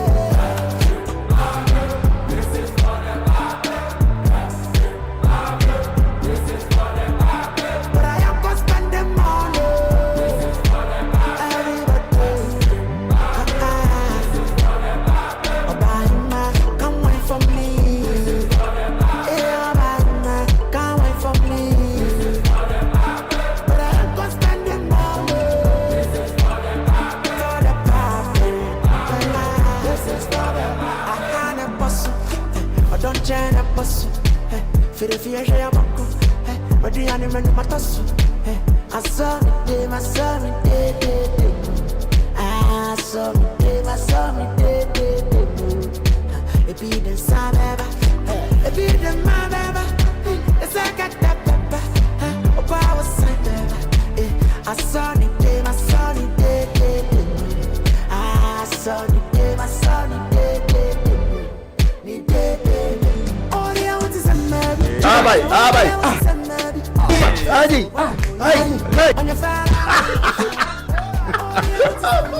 Charlie, coach end the show. Oh Lord Jesus. Charlie. Charlie, but they Garnacho. Isha. 40 minute player. No. We don't want him. We told you. The Chelsea people don't want him. We told you. Sako onyaze. You can't man jantum. You say you pay. It's true. You paid cash. Yeah, physical. When you installment too. There be shishi show. Scan watching. Scan shit. Charlie, Nana, just quick thoughts on your team, Spurs. You predicted that they would lose against City. So before I say anything, can you read what I sent to you? Your message, yeah? Yes, can you read what I sent to you before I say anything about the game? Yeah. The message, I don't see him. Look for him. You for see him. Charlie, make it tell you the message. You for see him. Before I say anything. Today is a special match against City. And you all know the kind of record Pep and his City team have against Spurs. It's usually an easy win for Spurs. Today, as Spurs fans, we actually want to lose. Simple. Yes, we want to lose this match because we want Man City to close the gap on Arsenal. Arsenal must not win the EPL trophy. Simple. They can't win the league. So today, as Spurs fans, we are backing City. Simple. Okay. Simple. So you are being a. So I said that somewhere. Someone is saying Spurs is a team without vision. I don't care whether Spurs is a team without vision. We just don't want Arsenal to win the league. So this match is a clear win for City, Man City, and we as Spurs fans, we are supporting City to win this particular game. Just to close the gap. That's all. Yeah. Guys, final thoughts, and then it's a wrap. Steady. I get shout outs. Hey. Okay. Oh, that one is different from the final shout. Okay. Yo. Anyway. Are you sure? Oh yeah. Go Semenyo. Antoine Semenyo. Semenyo. Ajay. Oh. Ajay. Our team. So Antoine Semenyo. So he has scored more goals for City than he has for the Black Stars. Hey, Antoine. Man City 2, Spurs 0. Yeah, so that's it. Looking at the Spurs fans there, nobody will complain because this is what we want. You are getting sacked in the morning. Nobody will sack anybody. Thomas Frank, you are getting sacked. Why is he always holding in the morning? Yeah, he's jotting the what? A paper. You know, a notebook. Yeah, he's writing something down. A notebook and a pen. He's writing something down. At least he has only one ink. The likes of Eddie Howe, they use the pen that you see that has multiple kind of inks. They press this one, they write, and they change it. They press this one. You see why Sheki told Pep that they shouldn't take him off? He has assisted. No, it was Bernardo Silva. What, Bernardo? Yeah, it was Bernardo Silva. Now, what is Vicario looking for? Look, okay, in the same manner, Erling Haaland celebrates before the ball. Yeah, he's also enjoying playing with Antoine Semenyo. Honestly, you should be careful. You don't get in the process of celebrating. You know, I'm happy. Charlie, but this your team and you're excited. No. Nah, not landing. It's for a purpose. It's for a purpose. Yeah. This happened last 2 seasons under Ange Postecoglou when we played against the same city at the same venue, which is the Tottenham Hotspur Stadium, where Son had a one-on-one situation where he needs to score. Yeah, we're all like, big boss, no, don't score this goal, and truly he didn't score the goal. That's what took us to the Europa League, and also didn't allow us that. Nah, he did lie. No, deep down, you're not okay. I'm okay. Trust me, I'm okay. This match, the whole truth is the team is no good. Which team?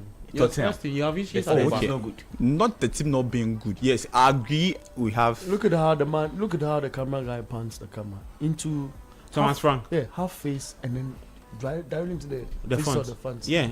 So because after this game, they'll sing the song again. Yeah, you are getting sacked in the morning. So I think 15th now. So there's a press release from the Tottenham Hotspur Stadium fans.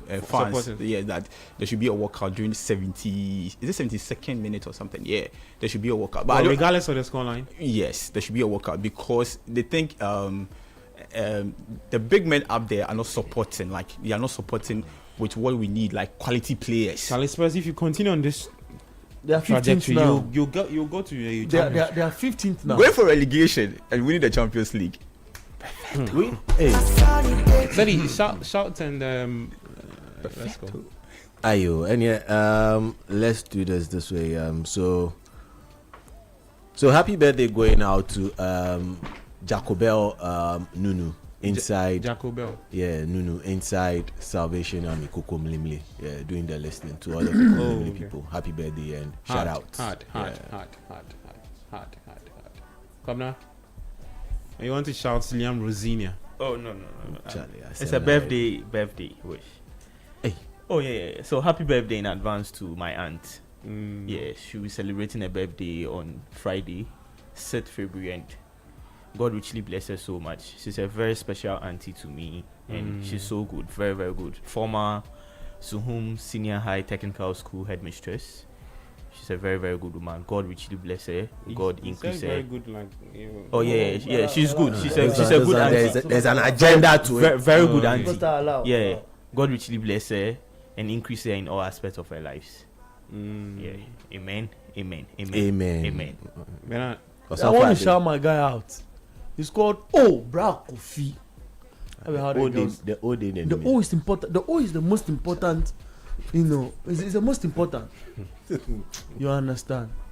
And it's the girls who decided to make it stay, and he accepts that. Okay. Yeah. So a big shout out to my guy, Bra Kofi. And anytime I forget on Panorama Superstar, you have to remind me. Bra Kofi. Yeah. It's not just Bra Kofi. Bra Kofi. Yeah. Okay. So Charlie, big shout out to you. Okay. Bra Kofi, solid guy. On X everywhere, that is Bra Kofi. Hey. Official. Alright, we're back same time next week with more football talk. Republic of Football 97.3. You heard Bernard Abeko, right? Sending Edmond Kwabna Marfo, briefly, Coach Christopher Nimi, the Spurs fan and our fair. Thank you so much for also joining us, those on YouTube. We appreciate you as well. Also those who called and texted. I'm Gabi Affair. Enjoy the rest of your Sunday evening.